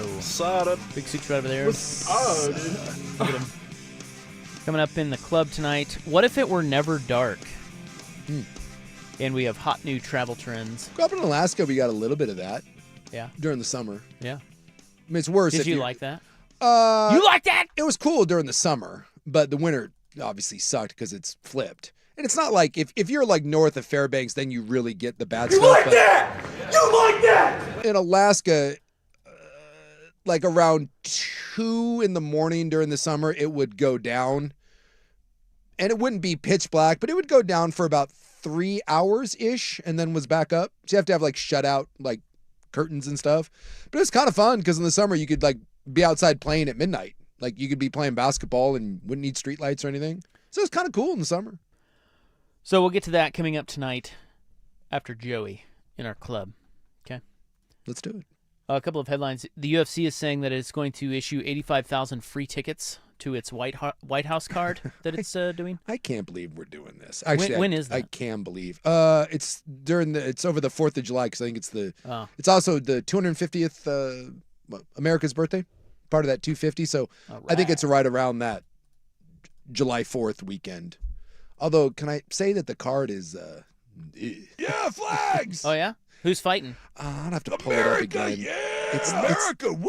like people were talking like that this was going to be the biggest thing in the world. I mean, it's crazy. We're having a fight on the White House lawn for the birthday of the country. Now we're giving away free tickets, and the fight, like, Come on, dude.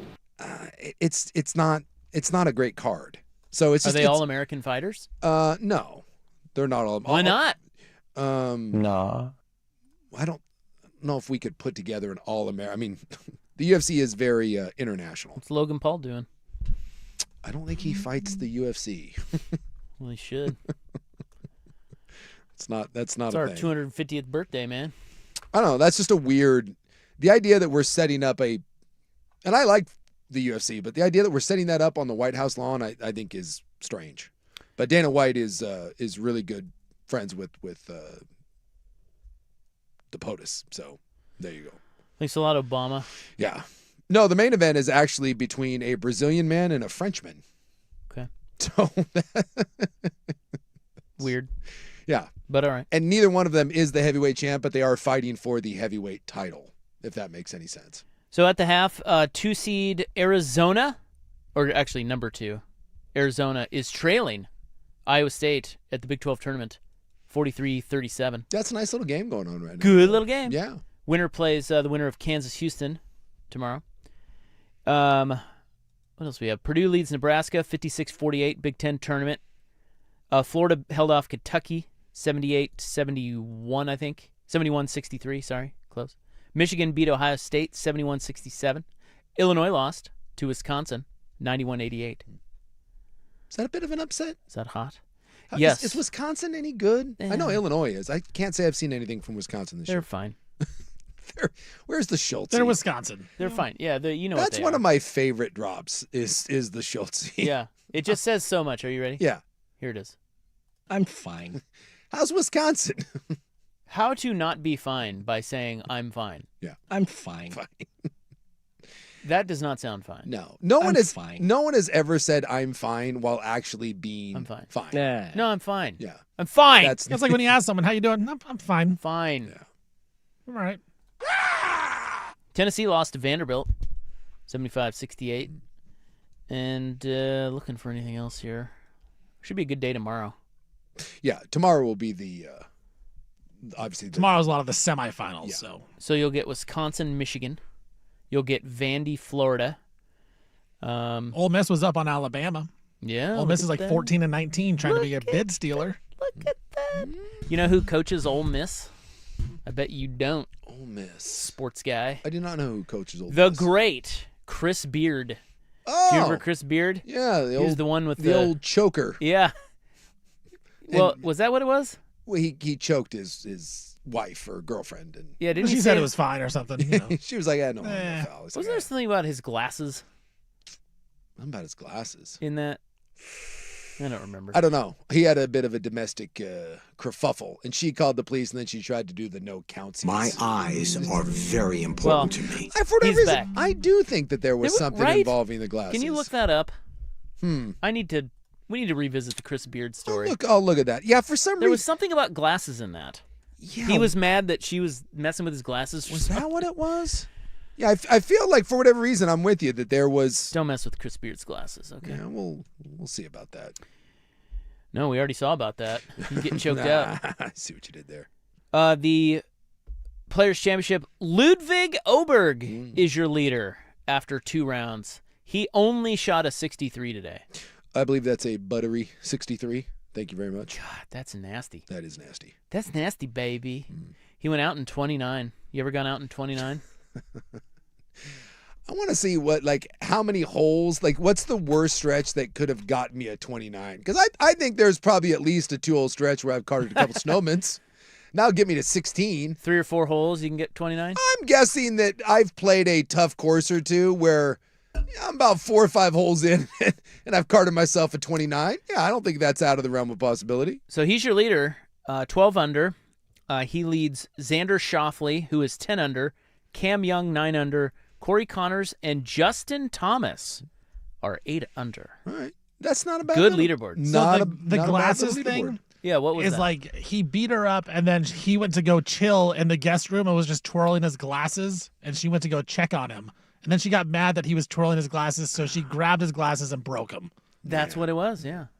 Can't- The glasses were a major player in Yeah, this so he story. beat her up and then just twirling his- he was reading a book, twirling his glasses.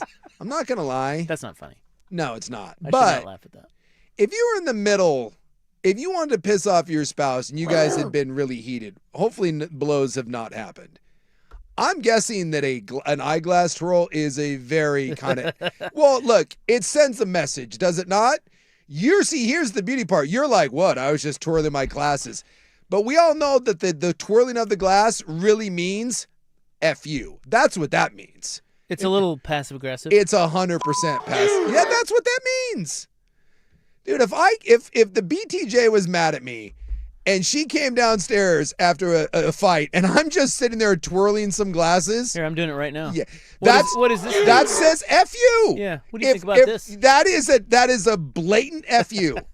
If we were in a heated debate, Stephen A. style, and you took off your glasses and started twirling them, I know what that means. And Chris Beard should have known what it meant.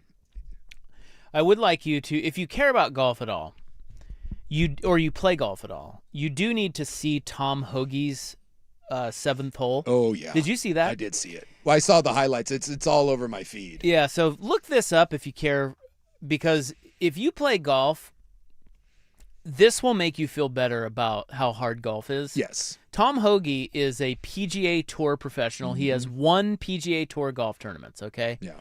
He is a good player out there. Mm-hmm. He took a 9 on number 7. Yep. And it wasn't just that he had a bad hole. It's a quintuple bogey, by the way. He put one into the water, which we've all been there. Yeah. He shanked one, which we've all been there. See, and he topped one, which we've all been there, all on the same hole. Yeah. The worst part is the one after he hit in the hole, that was the topper. After he hit in the water. Yeah, he hit in the water, so he takes his drop, and the next one is He tops it. it's a worm burner. Yeah. And then he's like in a weird lie. Yeah, and then he has to pop it up, and he shanks it. Dude. And then he's in the woods, and then how many people, I'd walk off the course. so relatable. Well, the crap you would. You do that all the time. I've done that. This is just, it's like, oh, well.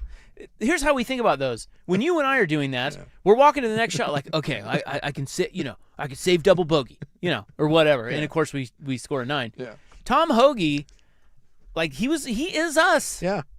He is one of us. You do the just pick up the ball at that point. You're like, you know what? Yeah, mark me down for a 5. Yeah, I'm picking this up at that and twirling, and as I'm going to my cart, I'm twirling the glasses. And to let that golf course know, hey, TPC. Exactly. That's what I got to say to that. I don't know if when's the last time I saw a PGA golfer top one. That was bad. Like that. That's one of the worst holes I've ever seen a PGA Tour play. Yeah. PGA Tour player play. Yeah. He did it all. Yeah. He did all the things that we do. All of it. Water, top, shank. All in a row. The shank is really bad too. I'm not sure if at least the shank, it was a weird, it was a weird angle. But the topper, I ain't hit one in the drink, man. That happens. But to come out the next one and top it, what did he finish for the day? He shot 80. He shot 80. He did not make the cut. No. Do you want to make the cut after No. that? You're just like, he's out. Send me home. Warm up the jet for Tom Hoagie. By the way, the U.S. already out to a 1-0 lead on Canada in the World Baseball Classic. Hey, Canada. F you. That's right. So we're just Canada's daddies at everything now. I don't take any pride in that because I like the Canadians. Yeah, but I mean, come on, we can't lose to them. I don't. I like I can't trash talk the Canadians. I like them. I like them too much. Why can't we have you kind of just did, but well, I don't. But it was insincere, and I apologize. Like if we were doing this to the Germans or the French, maybe the Swiss who are a little high and mighty, those Dutch bastards, I'd be all over it. But I like the Canadians. They're just. You ever met a bad Canadian? No, they're great. They're wonderful people. So we got Logan Webb out there tonight, and the DR is hammering Korea 7-0. So Yeah. we're probably going to play the DR if we win, and that's going to be dicey, dude. They're good. Yeah. They're real good. Yeah, you went over their lineup because our lineup. You want their lineup? Well, ours is really stacked, and I think theirs is just theirs as good is as better? ours. I think it's just as good. Here, let's compare. Okay, you ready for this? Yeah. Real quick. Here's the U.S. lineup tonight, because Mark DeRosa knows they need to win this game. I would assume he's aware. Can we confirm? So you got Bobby Witt, Bryce Harper, Aaron Judge, Kyle Schwarber, Alex Bregman, Roman Anthony, Cal Raleigh, Bryce Turang, and then Pete Crow Armstrong. That's the U.S. team. so That's a good. baller lineup. That is. It is really good. I'm glad that we put PCA in finally. Someone woke up and was like, "Yeah, we should probably play him Here's the DR. instead of Buxton." Fernando Tatis, Ketel Marte, Juan Soto, Vlad Guerrero Jr., Manny Machado. Vlad Guerrero's out of retirement. Not the old, although he could probably still hit. Get up there and swing. No those batting knees. gloves. Manny Machado, Junior Caminero, Julio Rodriguez is batting 7th. And then their catcher is that kid from Miami, Ramirez. He's pretty good. And then Perdomo, the shortstop from Arizona, bats ninth. He got MVP votes, I believe, last year. Yeah, dude, that lineup may be better than ours. Might be better. And for some reason, they're plus money. I think we just have better pitching. Better pitching. But at the same time, But Scooble's not gonna, go for us. And we do have the 100th best player in Major League Baseball. A guy, maybe you've heard of him by the name of Mets ace Nolan McLean. If USA makes the championship, I think McLean's slated to start the game. I'm yes! not certain on that. Because if they win, they go the semis. Yeah. I don't think he's pitching that game. so Webb's tonight, Skeens is against the DR. the That means- semis, that'll be McLean. That means God. McLean against Japan for the whole kit and caboodle. I'm betting Japan. We've got him right where we want him. Yeah. All right. Yeah, by the way, when that happens, you can do me a favor and shut up when American hero Nolan McLean. Hey, Exactly. if he does, I will shut up. Suke's going to twirl his glasses so hard at you. I'm bringing in a pair of readers just to twirl them when McLean defeats the mighty Japanese He goes lineup. 6 innings, no hits, 7 strikeouts. Here's logo. Every strikeout, the twirl gets a little more aggressive. Little more aggressive. I hope he does. I need some American-themed glasses. Stars and stripes, baby. I'll be rooting for him. All right, Seahawks versus the government. Next on The Fan.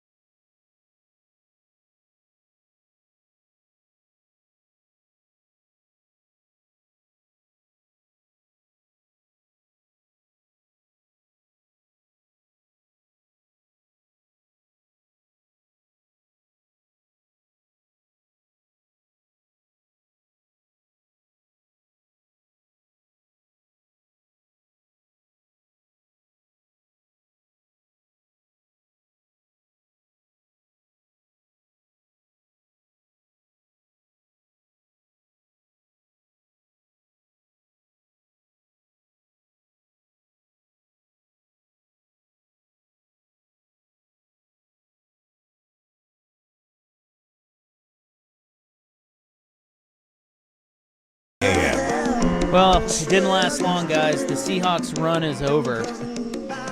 General Manager John Schneider came out today, and he said that he believes Washington's new income tax on high earners will have a negative impact on his ability to sign free agents. So Washington, they passed their first income tax. Mm-hmm. It is the so-called millionaire tax, and it's 9.9% on annual income of more than $1 million, and it starts in 2028. But isn't it now like, I think 40 or 41 states have state income tax. So, well, that hurts them. Yeah, it wasn't there before. Yeah, I mean, I guess, but with the exception of what? So Florida doesn't have it. I know Texas doesn't have it. So I know that was a bonus for Seattle, but I've heard some Seahawks fans that are like lamenting this, and look, I don't know enough about the geopolitical nature of this whole thing. Like, is everyone now, all the high earners fleeing Washington? I couldn't tell you, but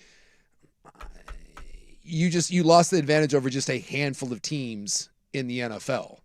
Like, so the California teams don't have the ability to sign free agents because they have them in New York have like the highest taxes. Here are the states without income tax, individual income tax. Alaska. Okay, no Their teams. football team probably won't. Yeah, not necessarily. Florida, as you said. Yeah. Nevada, New Hampshire, South Dakota, Tennessee. I didn't know that. Texas, Washington, until this, and Wyoming. So really, you're only combating a handful. Like, so you've got That's what? 9. Florida, Texas, Tennessee. Yeah. So you got the Texas teams, and so there's what? So you got the Houston Texans, Dallas Cowboys. Just the two of them. The teams in Florida, Dolphins, Jaguars, and then the Titans. So I mean, all those teams kind of suck. Yeah. So, and then you mentioned the Raiders because Nevada doesn't. Yeah, so, the Raiders, which also suck. So no offense to John They Schneider. were the worst. I mean, I understand that Schneider, like, it's not ideal. You don't want your guys paying, the extra tax, but let's pause on this. No one's coming to play their thing, because the teams. Let's also bring up the fact, Dolphins suck.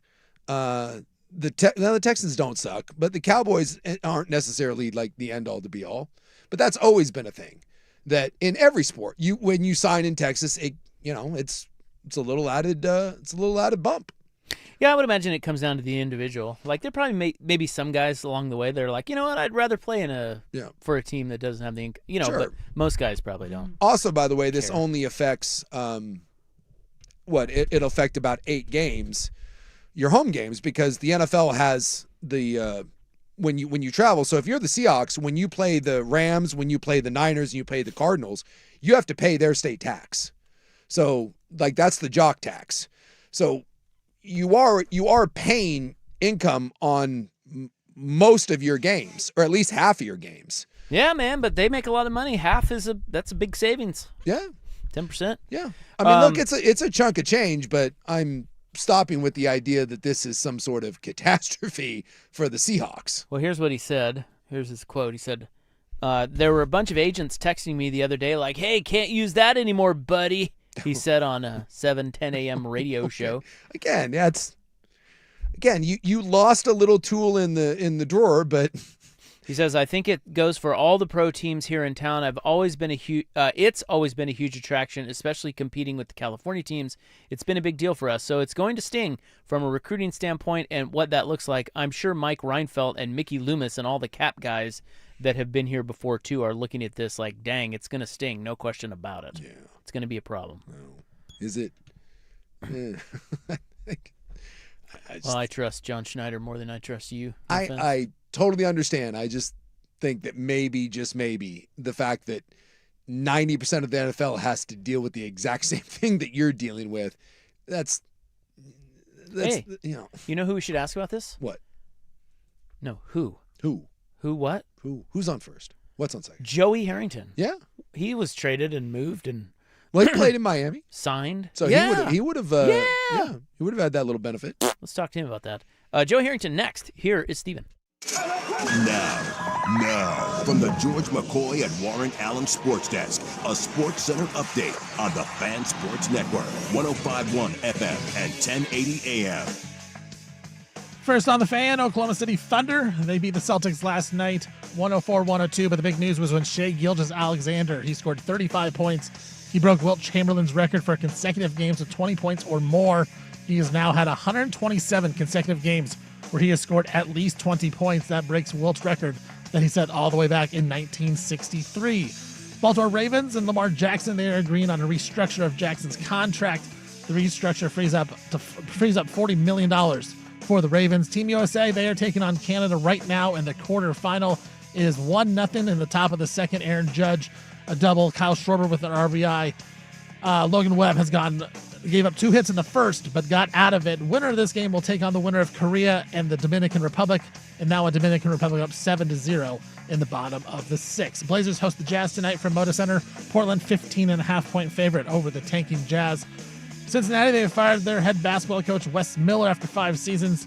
Cincinnati has failed to make the NCAA tournament any year under Miller, finishing this year at 18-15. And the Big 12 made up for the wrongs. They are ditching the LED lights court that they decided to have. Big 12 Commissioner Brett Yormark announced they will be switching the courts back to regular basketball courts after consulting with coaches and teams that are left in the tournament. For more sports scores and stories in 30 minutes, I'm Stephen Vaughn from the Georgia Coy at Warren Allen Sports Desk. Hurt and missing work. Insurance companies acting like jerks. Don't call your mom. Call Georgia Coy at WarrenAllen.com.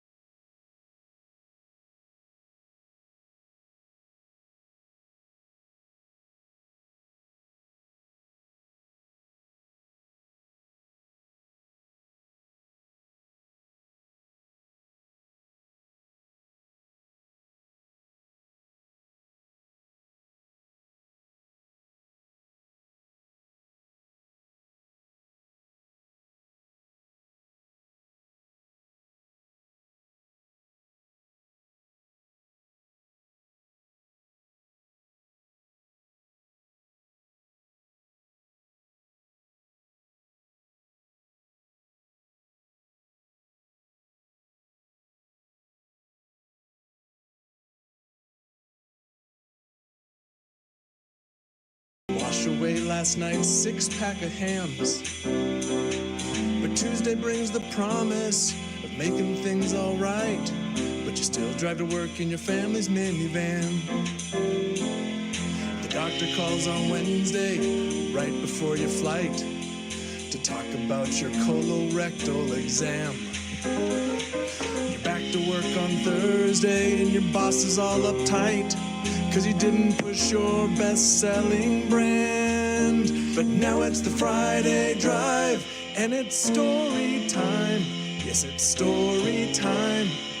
The one time a week when you can truly plan to kick back and listen to story time. Yes, it's story time. We're pushing it out on every airwave we can. We're on both 105.1 and 1080 The Fan. Part of the Fan's Global Sports Radio Network. What a banger. You should hear us, man. It works. We just sit in here and sing along every week to your theme on the Fan. Hi. Hey, what are you doing? I just got home from another type of banger. Ooh, let's guess. Yeah, I'm guessing youth soccer in the rain. Negative, Ghost Rider. Try it again. You went to a Bangers game. That's strike two. One more, and you are not a Portland sports fan. I'm not a Portland sports fan. Did you hear that? What Steven? is? Oh, Central Catholic High School basketball. That's what I'm hearing. Bingo! I was gonna say the Thorns have a big one tonight. It's their first tilt, but it's no Central Catholic. Central Catholic High School basketball? Versus Jesuit at the Chiles Center in the state semifinals. Oh. Hey, Joey, can I ask you a question? Can I ask you how the mop boy did? The what? The mop guy, the little mop kid that mops the floor? Oh, under the hoop. Yeah. Was he good? He is efficient. Because that was my son out there doing the mopper. Oh, nice. Ladies and gentlemen, man. Stephen Vaughn's son. He is him. You're going to say I'm full of it, but he is up the key across the free throw line. I was like, dang, this kid's like every time he's on it. I got a video of it, so yeah, that's true. That's true. Did you coach him, Vaughn? Did you coach him? I was on the court. I'm playing. All right. Well. Yeah. So wait, who won? Okay, I guess you're asking for the recap now. Yeah. Apparently. Yes. Yeah. Please. Who won? So, Besides the sweeping, the mopping. It was a rainy afternoon in the Pacific Northwest, thwarted by clouds of anxiety and years of holy war. All right. What's the word I'm looking for? Anxiety. No, so we played like garbage coming. No, I can't say that. We shot like garbage coming out of the gates. We played hard. Both teams played hard, from what I hear. Both teams played hard. And Jesuit had a couple lefty shooters. Number 10, redhead, lefty, smooth. You could tell like he's one of those kids that was just a really good athlete. Not a pure basketball player, but just like, oh yeah, like that's the kind of kid you want to have on any of your teams, right? You know, that he just gets sports. We missed probably 8 layups in the first quarter, and we're down, maybe 4 after the first. Same thing in the second, probably missed another 6 layups. And we're down 6 at half. Same thing, probably missed another 6 layups in the third quarter, and the lefty sharpshooters were burying them. We were down 11 with 6 minutes left in the fourth quarter. Looking bleak. But the lane was clean. That's the important part. And then the student section, led by Jack Harrington and his friends, came to life and sparked the team. 17-5 run in the fourth quarter. Wow. Bam scored 19 in the fourth, and Central Catholic comes out on top. I don't remember the final score. Wow. What a win. So it turns out that your rich ringers are better than their rich ringers. Hey. He didn't like that. So here's the thing, and I am very aware of the current state of things. Yeah. But I remember sitting on the free throw line at Jesuit High School. About, like I got fouled, I'm on the line ready to shoot, and I hear from the stands, "It's all right, it's okay, you'll all work for us someday." I remember was that like, one. Wait, what? Yeah. So, and I'm not going to deny the current state of high school sports in the state of Oregon, and there are a 1,001 reasons why things are the way they are right now. But a part of me still holds on to what used to be true, which was that that one square block on 24th and Stark in southeast Portland that, one state. Hey, we had one state championship in, 40 years? I mean, the last time, until 2 years ago, when Coach Blue won and the boys basketball team won state, it had been since Matt Santangelo and Mike Doliak. Really? 1994 since Central had won the state championship in basketball. So, things have shifted. Not going to deny that. But it's not like, we've been dominating for 4 decades. Yeah. I do kind of, that's one of my, look, I was just, poking the bear there, but I do kind of miss Hey, you that. shut up. You close your mouth when you're talking to me. All right. I do kind of miss that twirling his glasses. He is twirling the glasses. I miss that aspect of kids that grew up playing together in the neighborhood. And I know that's an antiquated notion, but I do kind of miss that aspect of high school sports. Yeah. And But for that's a whole not, host but of that's reasons, not coming back. It's not. But okay. I would venture to guess. Yes. Are there the players that transfer around? Yes, it happens on occasion. Are there players who will choose a school, for a sport as opposed to their neighborhood? Yeah, it happens. But I have to still imagine that is not the experience for the vast majority of the players. You can't tell me that all 12 kids on that team came from Gresham and Oregon City and Southwest Portland. That's not the reality for any high school. No, it's a valid point, but I would make the argument that a lot like we're seeing in college sports now, the bigger schools in the nicer neighborhoods are the Big Ten. It's the haves and have-nots. It is. And so when you do get a kid that grows up in parks, Park Rose, or even across the state lines, we had this when I went to high school. We were right on the border in Vancouver, and if you had a kid that was really good, suddenly he found his way over to Jesuit, and you're like, you don't even live in that state. So I will say, I think that's the part is, a lot of the real difference makers, they don't stay at the small school. If you're a difference maker, you find your way to one of the big schools. And that's kind of if you're Washington State, Oregon State, you find a kid that's in the rough, you grow, develop him, and he pops, the kid's gone, and now he's at Oregon or he's at USC. I think that's maybe a little more of the model that's more accurate. Oh, for sure. And it's tough for me to fully accept that, because when I was there, we weren't good. I mean, we only made the play.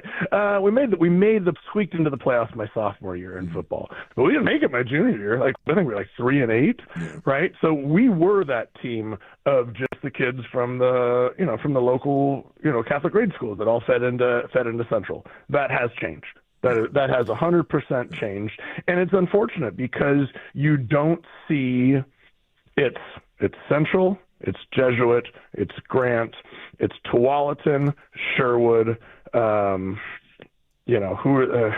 are the Sheldon, I'm missing a couple, West Lynn, Lake Oswego, Lake Ridge, those are the schools.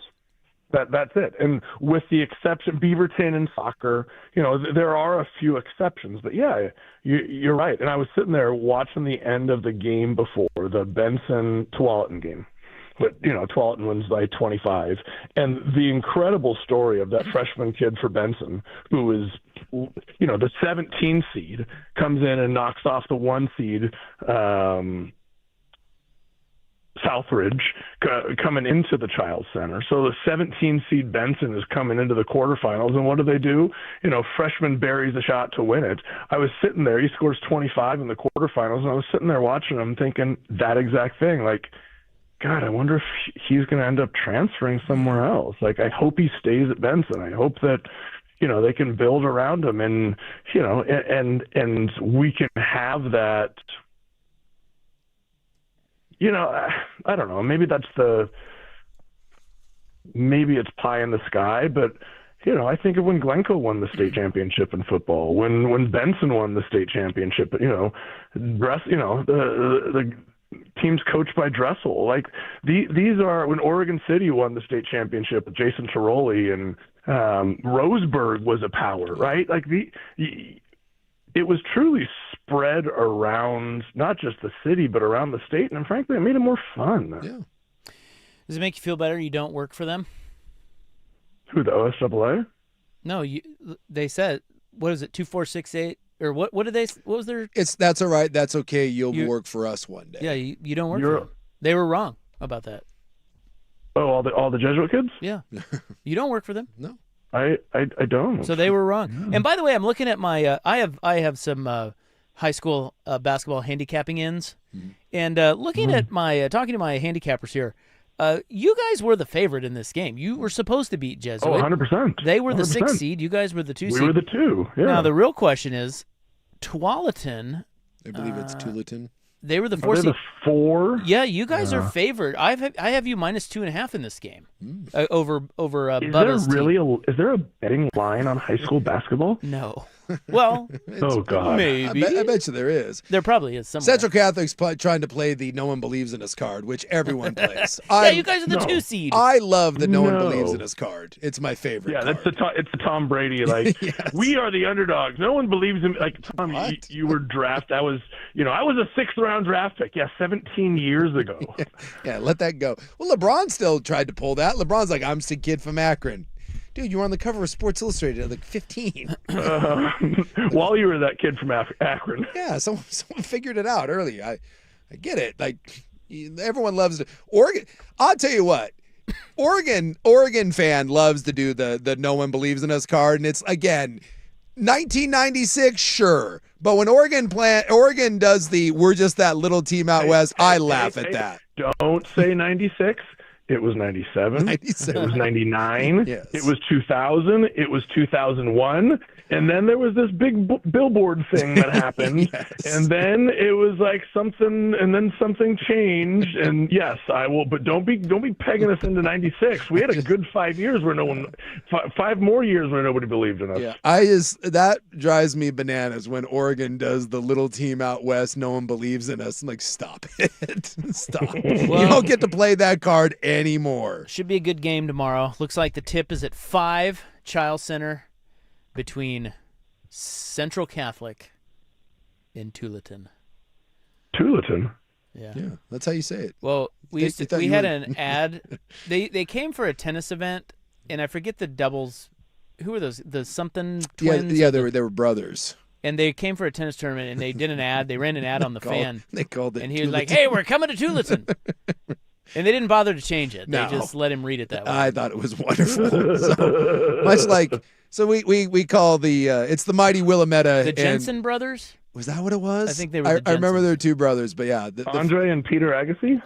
So it's like I love that when Scoot, or it wasn't Scoot, it was CJ McCollum dropped the Willamette. Those are great. By the way, after like 5 years of living here, the Willamette, unbelievable. Willamette.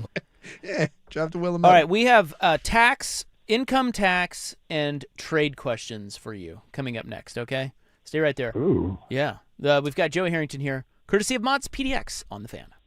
It's time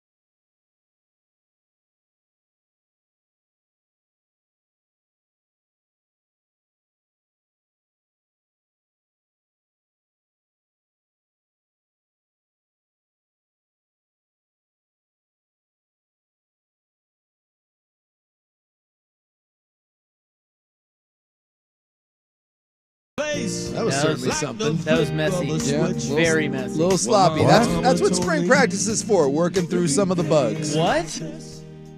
I think we have Joey, if he hasn't I'm here. hung up on us yet. So What happened? I don't that was know. a No weird like. Yeah, no one yeah, knows. there was. Yeah, there was. It was just I like heard it's- Van Morrison though. That was great. Yeah, that is great. That's one of my favorite songs. It just instantly puts you in a good mood. Oh, for sure. Do you know that he has like massive stage fright? Yeah, like he struggles, right? He doesn't like to perform at all. It's like begrudging. He plays when he does play. He plays with his back to the audience. He is like that. Has that type of anxiety. No, which is no, he doesn't. yeah. Oh yeah. Yeah, he doesn't. As a matter of fact, here's how I know that. But he does have I mean, he is a very weird dude. Yeah. But there is a guy, Shane. Yeah. The ticket guy. Mm-hmm. He sends me videos. I guess he's like buddies with Van Morrison.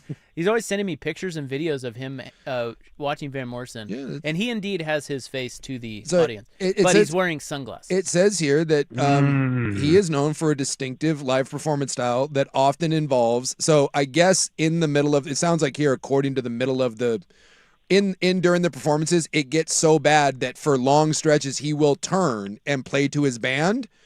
And that's how he gets himself to calm down. So yes, he will. Yeah, he ignores the crowd and he plays to his band until he can calm down, and then he flips back around and Whoa. that's. Are you flipping me off right now? That was wrong about that? What's that? Nothing. Hey, I wasn't wrong. I said he played with it. No, He just, I know. I was wrong. Yeah, Rob I was wrong.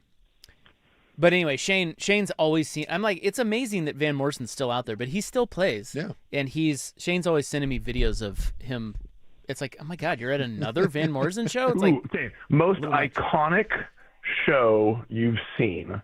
Like not like the best show or like the oh my God, like I had to score tickets to this, but like the most, I don't want to say Americana, but just like oh my good. God, like that is a.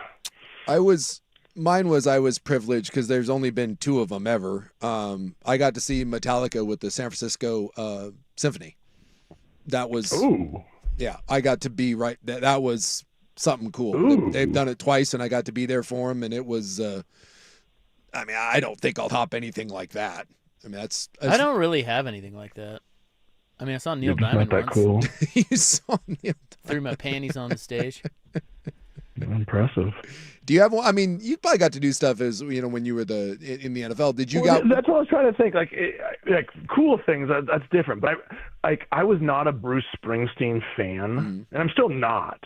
But like he played like a one-man band a couple shows, and came through Detroit, and I was like, I brought a couple O linemen, I think, and we sat on. It was at the State Theater in Detroit, this tiny little thing, and we sat like on the edge of the stage and watched Bruce Springsteen just tell stories.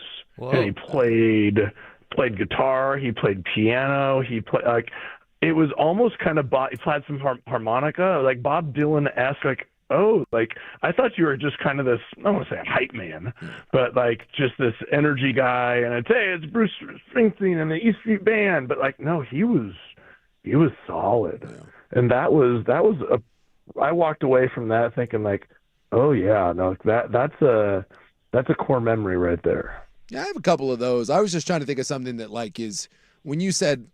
Like an iconic thing because you get like oh my God, like Metallica and the Symphony, like that. Yeah, that's. I knew yours would be metal, but I was like, okay, not just like I went to this Metallica show, but Metallica with the Symphony, like that's some cool stuff right there. Yeah, that was one that I won't. I mean, that was like while you're watching it, you're like, okay, like this'll. this one will be tough to top.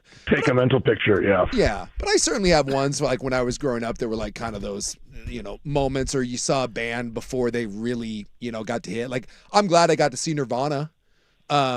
That's impressive. Before all that went down. When I was a kid, that was really cool. I saw you play with Blues Traveler. Oh yeah. Yeah, I did. I think you did Mountains Win Again, if I remember correctly. I did Mountains Win Again, and we did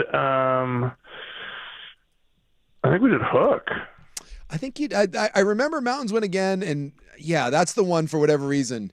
I didn't even know you back then, but that was like the one that I remember being like, oh, that's freaking cool. He gets to go out and play with them. And then I've told the story. The worst one I ever saw was most of the people in my life I've wanted to see, I've gotten a chance to go see. There's very few, other than like Queen, who died when I was like a little kid. But Right. I finally got to go see Bob Dylan. I'm more Bob Dylan than I am the Beatles. And it was the worst concert I've ever seen in my entire life. Like, You saw Bob Dylan? I was in Portland and I was like, it was like, I almost left. I was so angry and just, it was that bad. It was soul crushing to me. Like, How old are you? This wasn't that long ago. 7. I thought we were the same age. We are the same age. It wasn't that long ago. And it was so, like, I grew up listening to live, like some of those live that you want to talk about, like Bob Dylan played shows like when he went electric that were, I mean, they made light albums and they talk about him like it changed rock and roll. And I had the naive idea that maybe I was going to get a glimpse of that. And I did not. I got an old, stumbly man mumbling his way through country songs with no lights. It was just brutal. The crowd, everyone hated it. It was so bad. It was expensive. It Sounds absolutely, like he should have played with his back to the audience. it was soul crushing. It's the worst concert experience ever. And it was Bob freaking Dylan. Do you know that Steven, our new producer, has never been to a concert? And you let him stay on the show? Believe me. Well, we don't have a choice. Yeah, it's we're running thin. We here. have nobody else. That was the last option. I'd fire him on the spot. He's I never couldn't been to a believe show. I couldn't believe it either. And now Suk and him have made a mandate to go to the Lit show at A in April. That's going to be his first concert. Lit? Lit. You remember Lit? Yeah, it's a whole thing. We did a whole bit on him. But Okay. I started the concert conversation because I didn't want to talk about taxes, but now we're talking about Lit and A, so we're pivoting back to taxes. Yeah. I mean, Joey, be careful what you wish for around here, okay? We never know what we're going to devolve into. Well, no, I only have a tax question for you because we were talking about the Seahawks, and they passed the millionaire tax up there, and John Schneider came out and said that that's going to hurt them in free agency. They passed the what tax? A millionaire tax. So they have no income tax in Washington. Correct. But now they've passed this. It's going to start in 2028. Yeah. If you make over $1 million, they're going to hit you for 9.9%. Yeah. And so you played, and you've played in multiple markets. You've played in states without income tax. How big of a deal is playing for a team in a state without income tax for players? On the Fan. I mean, it's a consideration, but it's not the Yeah. Like if you're really trying to think about income tax, let me put it this way. If that is a consideration for you, then as a GM, I would consider whether or not your commitment to this team, whether you are committed to this team and you are the right free agent to bring in. Yeah. So I'm not saying that it's not a commit or not a consideration for some, but it goes back to that, like, when you say a guy's in a contract year, right? There's a difference between a guy who plays and plays for the right reasons and is a leader, is a guy in a locker room, is a guy you want on your team, and then earns that next contract or brings him in. You bring in that guy as a free agent, and there's a difference between that and the guy who, he's in a contract year, plays his mind out, gets that next contract, and then disappears again. Yeah. Those are the guys that consider, maybe I should go play in Florida or I should play in Texas. Yeah. Is it going to hurt them in free agency? I don't personally think so, because I'm a believer that those are the kind of guys should be few and far between on your roster. And that was kind of my thing. I mean, certainly it's a nice little thing if you're competing between two teams, but yep. The idea that it's some sort of, it's some sort of great bargaining chip. I rolled my eyes at that a little bit. And a lot of guys do. Like, though this is not a shot at this player by any stretch of the means, but he's a good player. But Isaac Seumalo signed in Arizona, and he's a solid starting guard that probably could have gotten solid starting guard money and played on a good team. He signed in Arizona, and someone asked him, like, why, and he simply just said the money's good. And that's I appreciated the honesty, because that team's ass, and there were better teams that were looking for a solid starting guard, and Arizona offered a little more. He's like, it's bottom line, their ass. Money's good. And there are definitely those, but I'm with you that I think far too often we make too much of the little. It's the cherry on top. It's not the cake. Exactly. Okay. Love your hot body. That was the question? Yeah. What? That was his tax question. And you were all weird about. You were afraid it was going somewhere. Yeah. Well, what did you think? What did you have in your head? How much did you pay in taxes last year? Go. I don't know. I mean, I didn't think it was that. Rob asked a professional female volleyball player how much she made once, and that pissed her off something fierce. Yeah, she was really? a bitch. He was kind of like being like jokey about it. Hey. We already established that my nephew is listening. Yeah. Oh, sorry. Can't use that word anymore. Yeah, Keep right. it clean. My bad.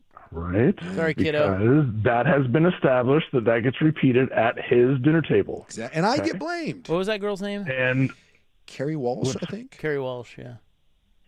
You were talking to Carrie Walsh and you asked her that? She was in studio. Yeah, she didn't like me. She did not. No, she was not getting Rupp's. Well, I mean, she's a professional volleyball player. I'm like, give us a ballpark. Like, what do you, like, I don't really care about volleyball, so it's not a good. I do want to know what you make. So let's ask that. She didn't like it. It didn't go well. No. How did you frame it? Because I would be curious in the context of male versus female sports. We'll call it major versus minor sports, right? How much are you making? Are you truly making a living playing volleyball versus are you making a living with your endorsements? See, Joey Harrington gets it. She didn't get it. She did not. The look on, boy, if she could have punched you in the face, she would have punched you in the face. It was. Well, I gotta, knowing you a little bit, I gotta imagine that it wasn't the most delicate of deliveries. Thank I you. like the way that's put. Yeah. Delicate. No, it was not a feather touch. Look, I'm a tough interviewer. So how much you make? Yeah, that's probably right. Yeah. And you don't have to answer it, but you also don't have to be a bitch about it. Yeah, she did not answer it. I can assure you. Hey. Sorry. Look at Sorry. this. What? Twice. Clean it up. This is bad. This is. All right, this get is out. I'm all gonna going- get blamed. Get out of here. Hey, good luck to your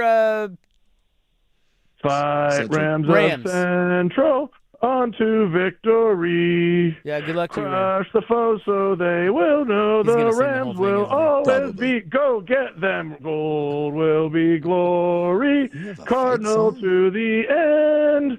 Cardinal and gold will never bow to knives onto victory. Jesuit sucks. Did he say Jesuits? Oh my God. Can we please try to cut Jesuit Sucks? Because I enjoyed that. That might have been the greatest Joey interview we've ever done. Ever.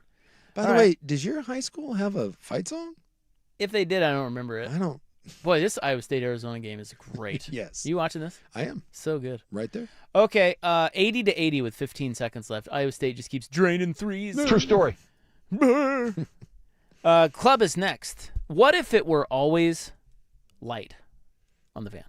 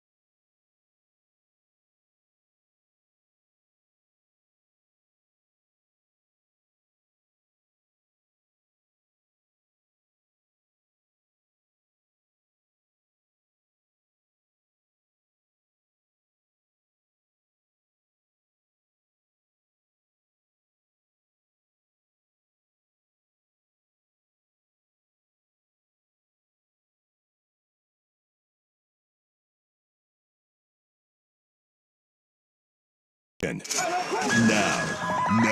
from the George McCoy and Warren Allen Sports Desk, a Sports Center update on the Fan Sports Network, 105.1 FM and 1080 AM. First on the Fan, Oklahoma City Thunder guard Shai Gilgeous-Alexander scored 35 points last night in the Thunder's 104-102 victory over the Celtics. And with those 35 points, he broke Wilt Chamberlain's record for consecutive games with 20 points or more. He has now scored 20 or more in 127 consecutive games, breaking the record Wilt Chamberlain set back in 1963. Ravens and Lamar Jackson, they have agreed to a restructuring of his contract. The restructure frees up to $40 million for the Ravens. Some World Baseball Classic action coming at you. The Dominican Republic has beaten Korea 10-0 in 7 innings, the 10-run rule, so Dominican Republic will advance. They will take on the winner of USA and Canada, and right now we are in the bottom of the 4th inning. United States of America up 3-0. Hoping for America versus Dominican Republic, and the semis will be a great matchup. Blazers, they host the Jazz tonight from Moda Center. Portland 15.5-point favorite over the tanking Jazz. Cincinnati, they have fired their head basketball coach Wes Miller after 5 seasons. Cincinnati failed to make the NCAA tournament any season under Miller. Finished this year at 18-15. And the Big 12 ditched their LED lights court experiment. Big 12 Commissioner Brett Yormark announced they will be switching to the courts they used last year after consulting with coaches and teams left in the tournament. And in that tournament, Arizona just defeated Iowa State 82-80 on a buzzer beater, having Arizona advance to the final of the Big 12 tournament. For more sports scores and stories in 30 minutes, I'm Stephen Vaughn from the George McCoy Warren Allen Sports Desk. Hurt and missing work? Insurance companies acting like jerks? Don't call your mom. Call George McCoy at WarrenAllen.com.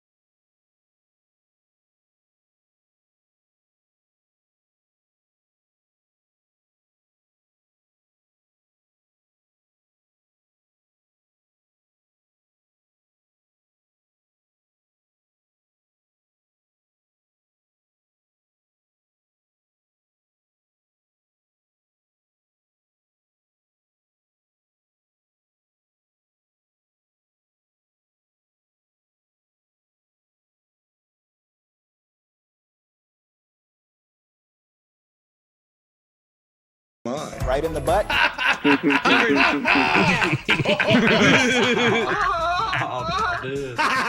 Bottom line, their ass. You're an idiot, Sue. Ruff is an idiot. She poops out. Okay, we apologize. Wow. It's time for the club, baby, on 105.1 and 1080. The Fan. Ooh-wee.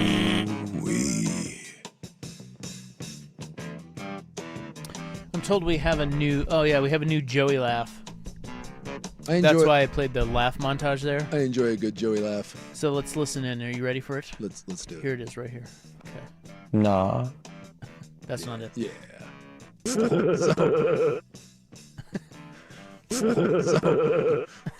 It's just You kinda talk I over it a talked little bit. over it. Damn it.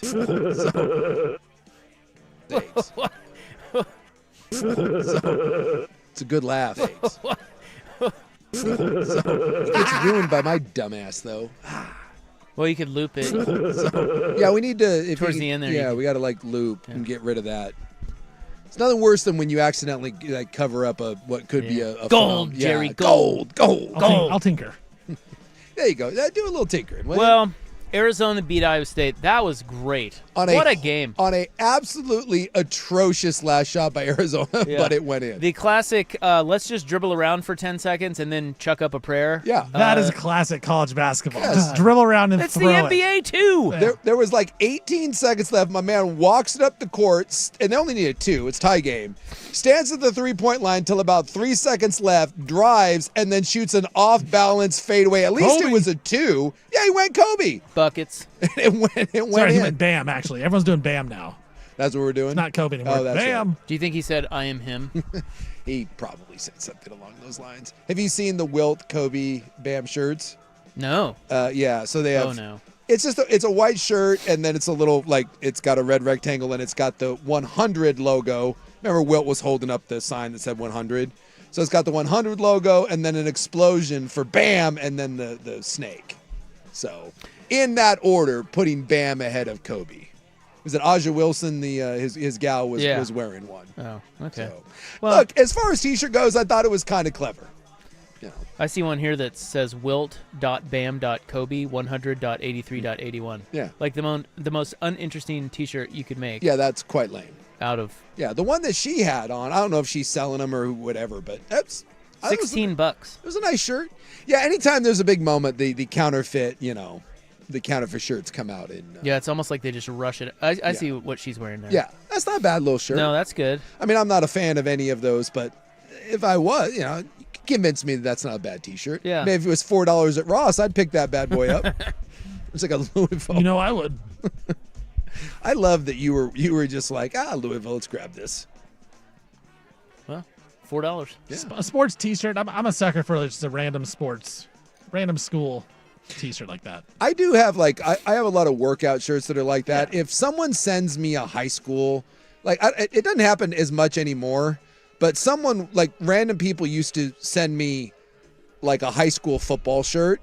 And I would use it as a gym shirt. Yeah, I got a Marquette shirt, a Marquette basketball like that. I used to have a Puerto Rican national team T-shirt that I made a cut off that I'd wear. So. There's definitely I wouldn't do that for Louisville, but you could get me with a Puerto Rican whatever. You could get me with that. See, so pretty soon that'll be a Louisville cutoff shirt that Steven wears in the summertime. There you go.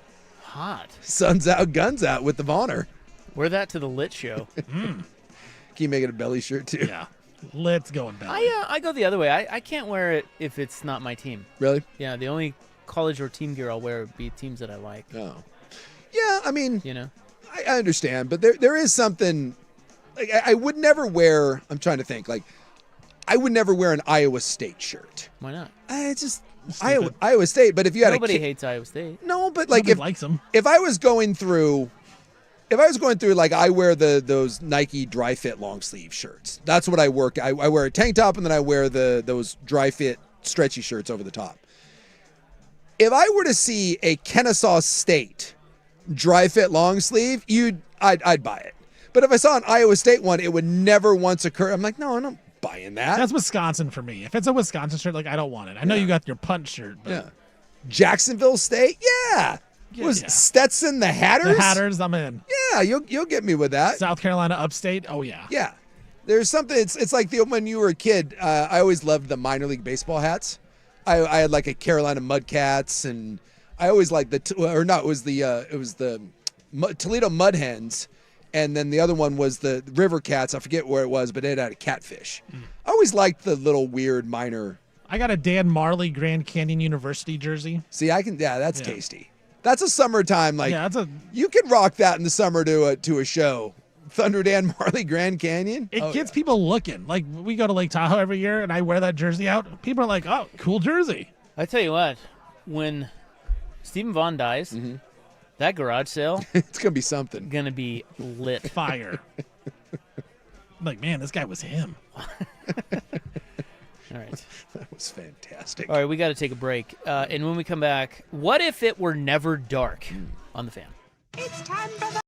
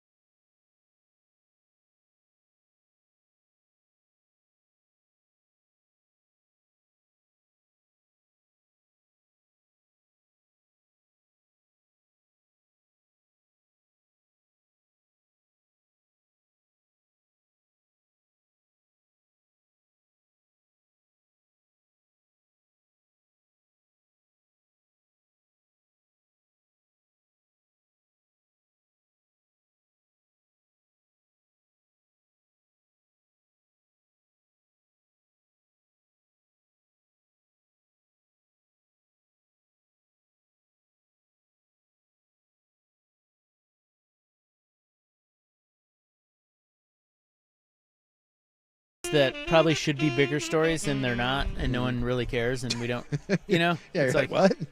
I think about that all the time. I'm like, how is this not? How's this not a bigger story? I don't want to say it, but there's one going on for like the last however long. I just cannot believe that it's not a bigger deal. What could you possibly be What could I possibly be referring to? Well, this one I read and went, whoa. This is from the Washington Post, and it says, we humans are on the cusp of turning night into day and bidding goodnight to the stars that have guided us home for thousands of years. What could possibly go wrong with that? 2 little-noted applications under review by the Federal Communications Commission would, if fully implemented, fundamentally remake the night sky. Oh, God. But the FCC, the satellite regulator, appears to have fast-tracked approval without much of a pause to weigh the benefits of these proposals against the harms that they could cause to life on the planet. The asteroid just deserves at this point to come and take us. A startup called Reflect Orbital proposes to use large mirrored satellites to redirect sunlight to Earth at night, with plans to bathe solar farms, industrial sites, and even entire cities in light that could, if desired, reach the intensity of daylight. Jeez, what are we doing? At the same time, Elon Musk's SpaceX wants to launch as many as 1 million satellites to serve as orbiting data centers, 70 times the number of satellites now in orbit. We could have 1 million points of light streaking across our skies at night. What could possibly, what could go wrong from that other than everyone's rhythms and animals and plants? What could possibly be wrong? Wouldn't that be wild if it was never dark? Jeez. Yeah, I'm sure it would be real productive. Because sleep and all that, like no one needs Sleep? it. Yeah, who needs it? That shocks me. Chalk that up to number one of how is that not a bigger deal that this is something we're thinking about. No one knows doing. about it. Except for your noted newsman here. I saw one today that I had this thought, because my AI fears. There is a new app where AI engines are going to be able to hire humans to do tasks that AI can't because it's not a person. I hand to God, I had to look, it's a real thing. Whoa. Yeah. What's that called? I just saw the story today and I was like, that's not real. And I looked it up like, nope, it's real. So yeah, an AI will realize that it needs something physically done. It can't do it itself. So it hires a human. I'm like, what? Has anyone seen a movie? One sci-fi movie? Not one. Hey, more jobs. I guess we're going to need them. There was another one. I don't remember if it was Microsoft's or whatever. Someone's AI, one of the big ones.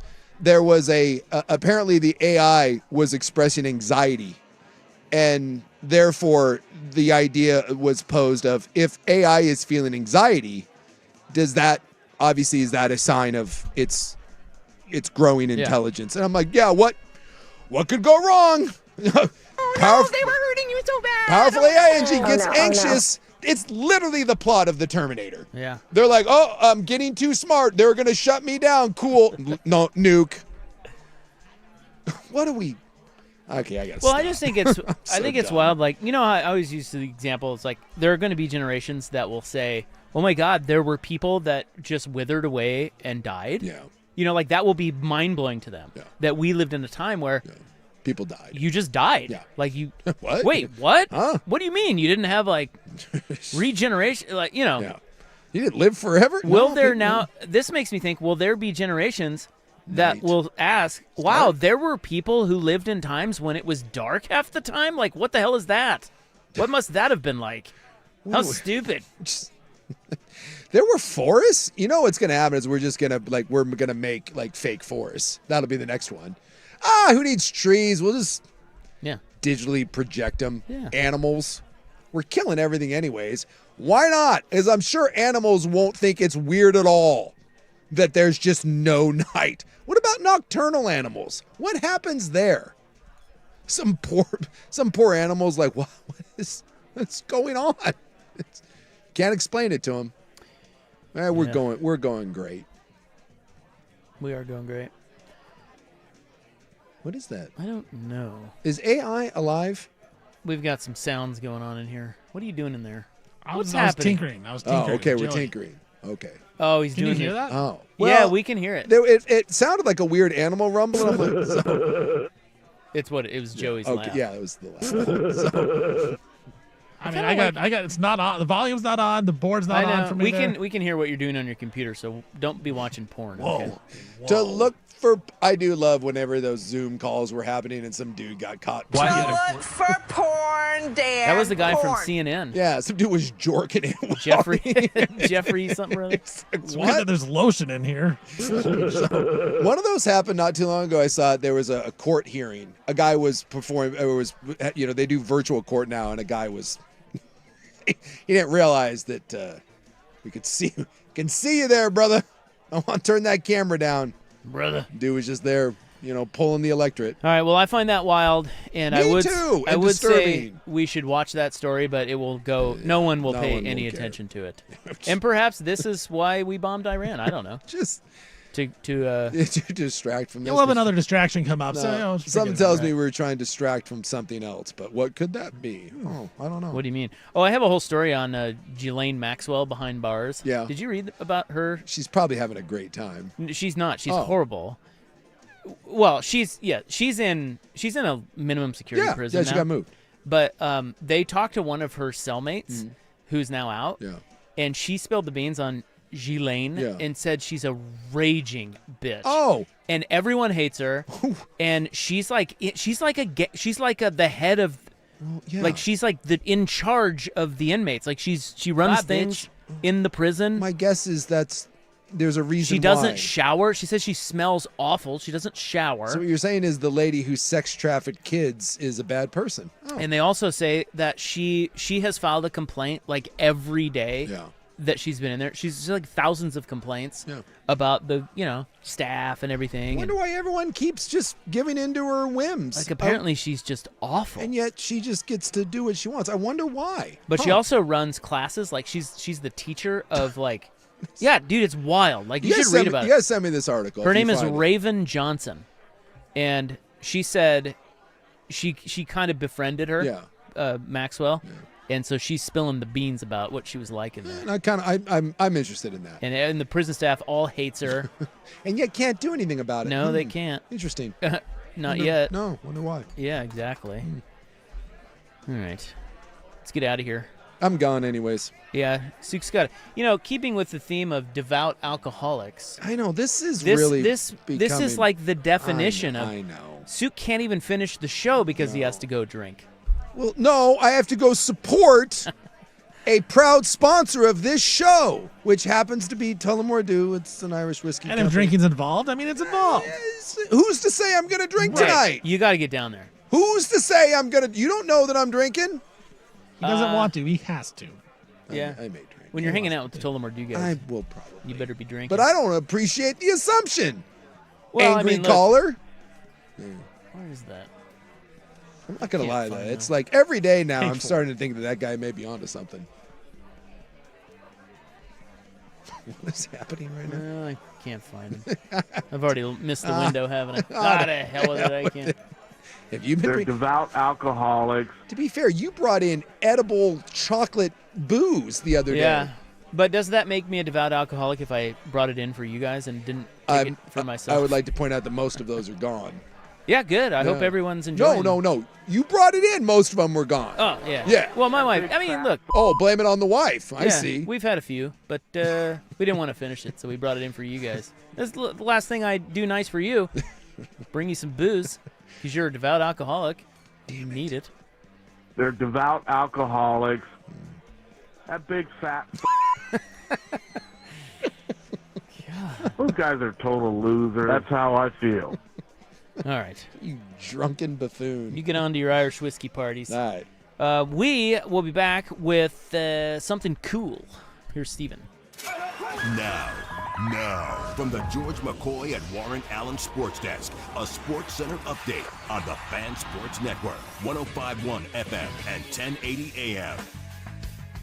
First on the Fan, Shea Gilgeous-Alexander had a record-breaking night last night, scoring 35 points. He broke Wilt Chamberlain's record for consecutive games with 20 points or more. He's now at 127 consecutive games of at least 20 points That breaks Wilt's record that he set back all the way in 1963. Baltimore Ravens and former MVP quarterback Lamar Jackson, they are restructuring Jackson's contract to help the Ravens get some more players. The restructure frees up about $40 million on the salary cap for Baltimore. Team USA, they are back at it in the World Baseball Classic in the quarterfinals. They are taking on Canada right now. USA is up 3-0 in the bottom of the fifth. Logan Webb, 5 strikeouts through 4+ innings. And the winner of that game will take on the Dominican Republic, who took care of Korea today 10-0 in 7 innings. They are in the semifinals. Blazers host the Jazz tonight from Moda Center. Portland 15.5-point favorites over the tanking Utah Jazz. Cincinnati, they are firing their head basketball coach Wes Miller after 5 seasons. Cincinnati never made an NCAA tournament under Miller, and they finished 18-15 this year. And the Big 12 made a move. They ditched the LED lights court experiment they tried. Big 12 Commissioner Brett Yormark announced they are switching back to the courts they used last year after consulting with coaches and teams left in the tournament. For more sports scores and stories in 30 minutes, I'm Stephen Vaughn from the George Okoye Warren Allen Sports Desk. Hurt and missing work. Insurance companies acting like jerks. Don't call your mom. Call George Okoye, WarrenAllen.com.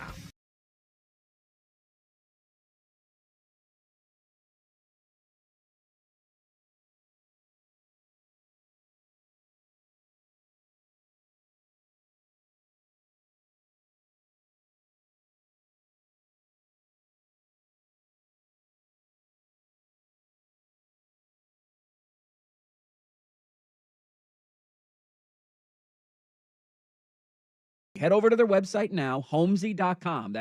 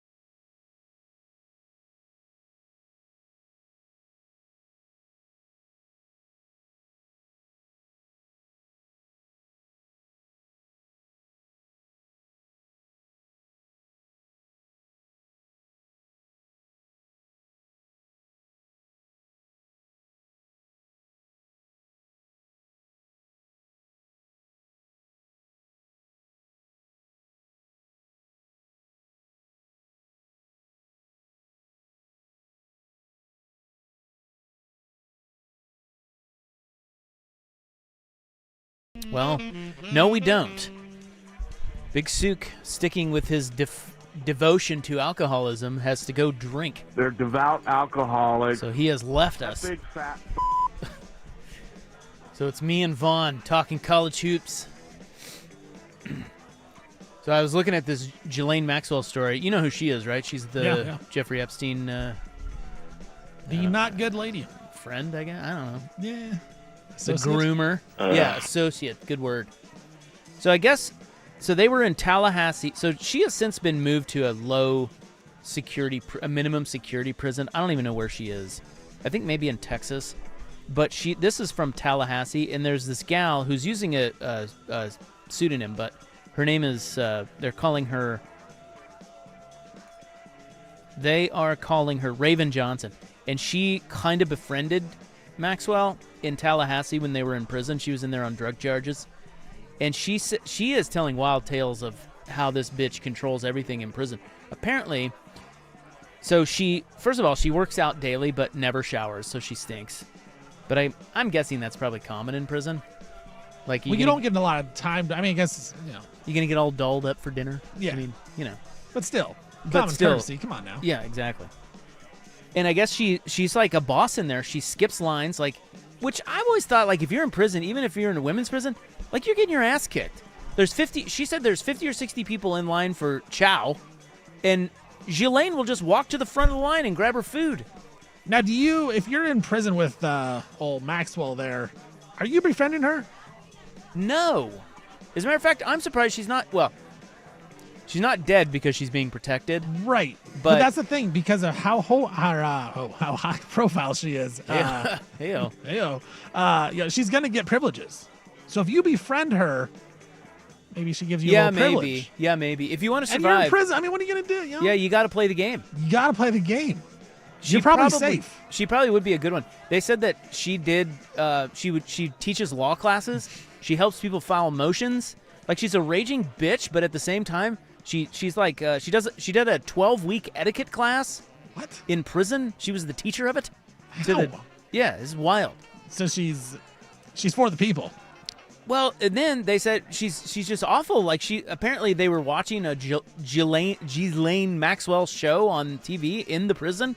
And she got livid. She blew up, turned it off, and how can you watch this filth? And they all hated her. All the guards hated her. Apparently, she filed like 800 motions of complaints, but they said that she was so entitled, and her complaints worked. Well, the problem is those cells, they aren't very big, too. So it's like the smell of her. Yeah. Not good, dude. That's the thing. It's like, would it be worth it? All the thing to befriend her? Yes. I don't know. I don't know how it is in prison. I would think that her being like top dog and protected by the government, it seems. You kind of got, You might want to nestle You don't up like there. what she did, but in prison, I don't think there's any real rules. Like, you kind of got to just, it's everyone for themselves. What if you had to, smelly too? Yeah. No, thank you. Right. I'll pass. Maybe. I don't think you have a choice.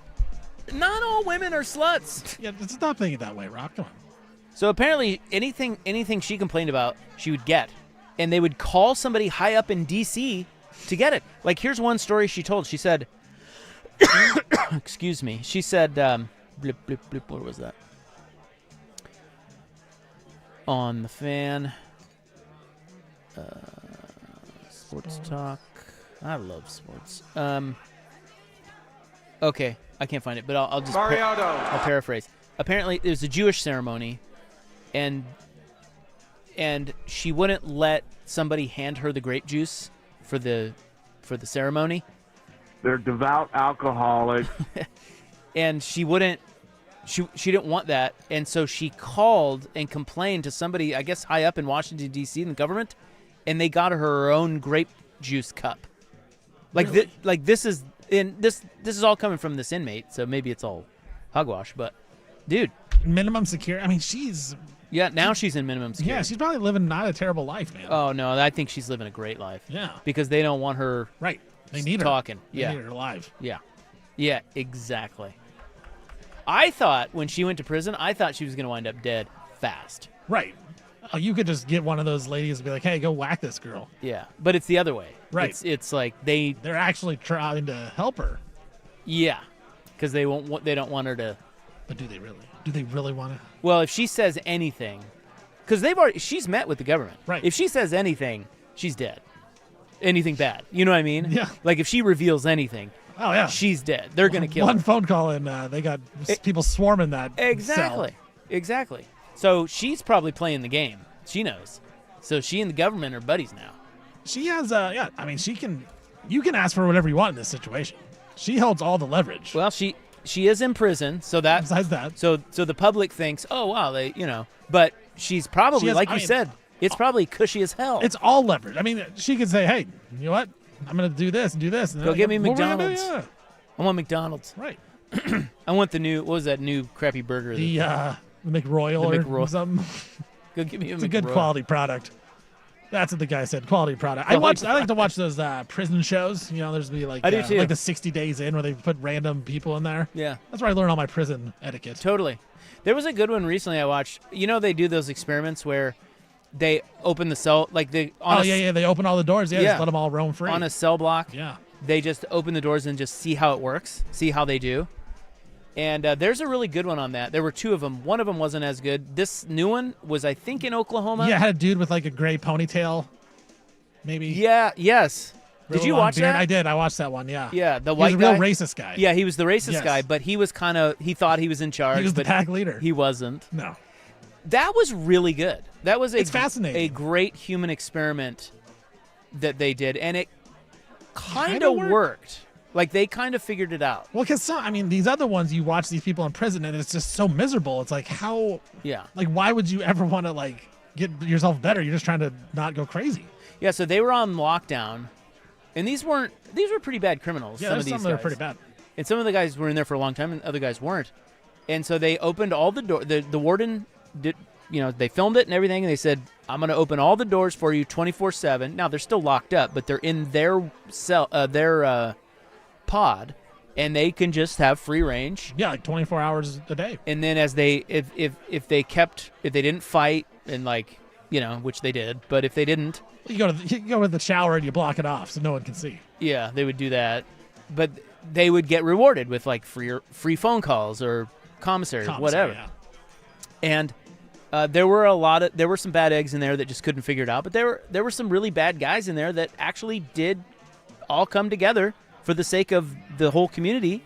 And the grizzly vets of the prison, they're like, you know what, guys, this is a privilege. Yeah. Let's figure this out. These young whippersnappers, they're like, nah, let's just party all day. And it's the young guys. Yeah, but the grizzly old vets, man, they've been there for years. They're like, dude, this is actually really cool. Yeah.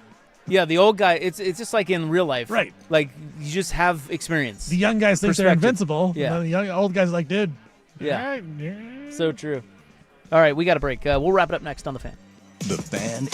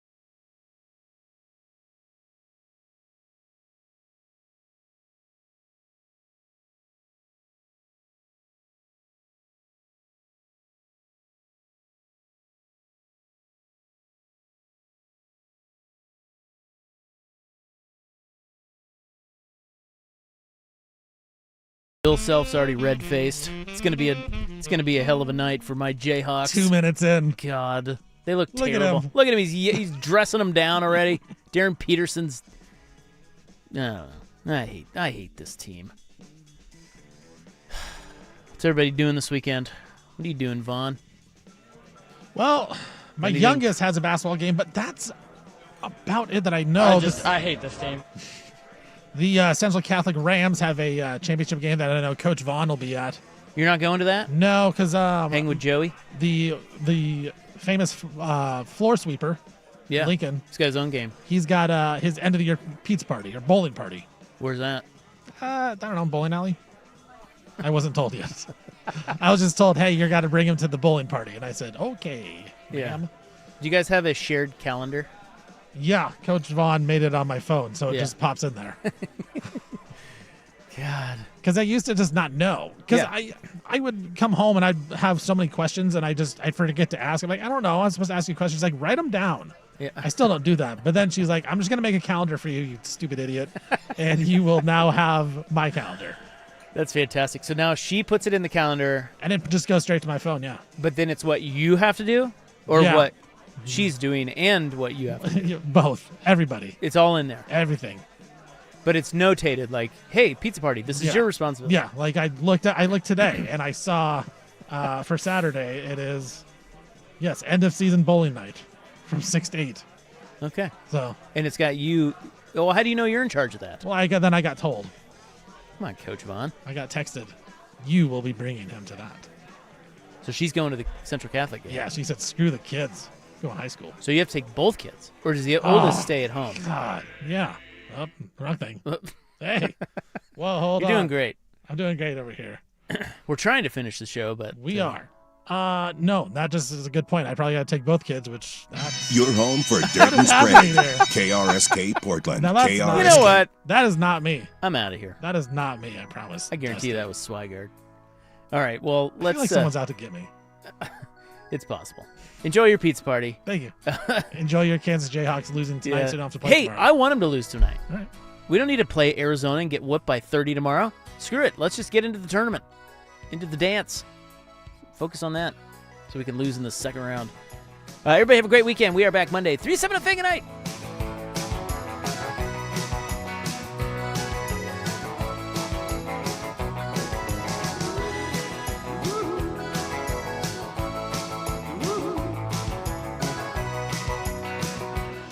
Red ships of Spain. Red ships of Spain. Tua, tag, Ovalia. Love college basketball? Gear up for another exciting season of college ball with a special offer from BetMGM. Sign into your BetMGM account and enjoy a college basketball odds boost token to snag even more winnings on your next bet. Just log into the BetMGM Sportsbook app, add any college basketball bet to your bet slip, and activate your odds boost token. If you win your bet with your token activated, you'll score extra winnings. It's that simple. Log in and enjoy our odds boost token to help you create another memorable season of college ball. Head for the net with BetMGM all season long. BetMGM and GameSense remind you to play responsibly. See BetMGM.com for terms. Must be 21 years of age or older. This promotional offer not available in D.C., Mississippi, New York, Ontario, or Puerto Rico. Gambling problem? Call 1-800-GAMBLER. Available in the U.S. For New York, call 877-8-HOPE-NY or text HOPE-NY 467-369. For Arizona, 1-800-NEXT-STEP. For Massachusetts, 1-800-327-5050. For Iowa, 1-800-BETS-OFF. For Puerto Rico, 1-800-981-0023. Subject to eligibility requirements in partnership with Kansas Crossing Casino and Totel. That's the sound of James adding long-lasting Gain scent boosters to his laundry this morning. Several hours later, James sniffs the irresistible scent of Gain on his shirt. Gain. Several hours later, James has even caught the attention of his mother-in-law, and she never gives him attention. Ooh, you smell amazing, James. Oh, thanks, Mom. I love you too. I never said that. Add Gain scent boosters to your laundry. Add joy to your day. Pump up the volume. Business moves fast. Orders roll in, deadlines close in. When you ship with USPS Ground Advantage, you can keep up with confidence. Every package stays in our secure network from dock to door,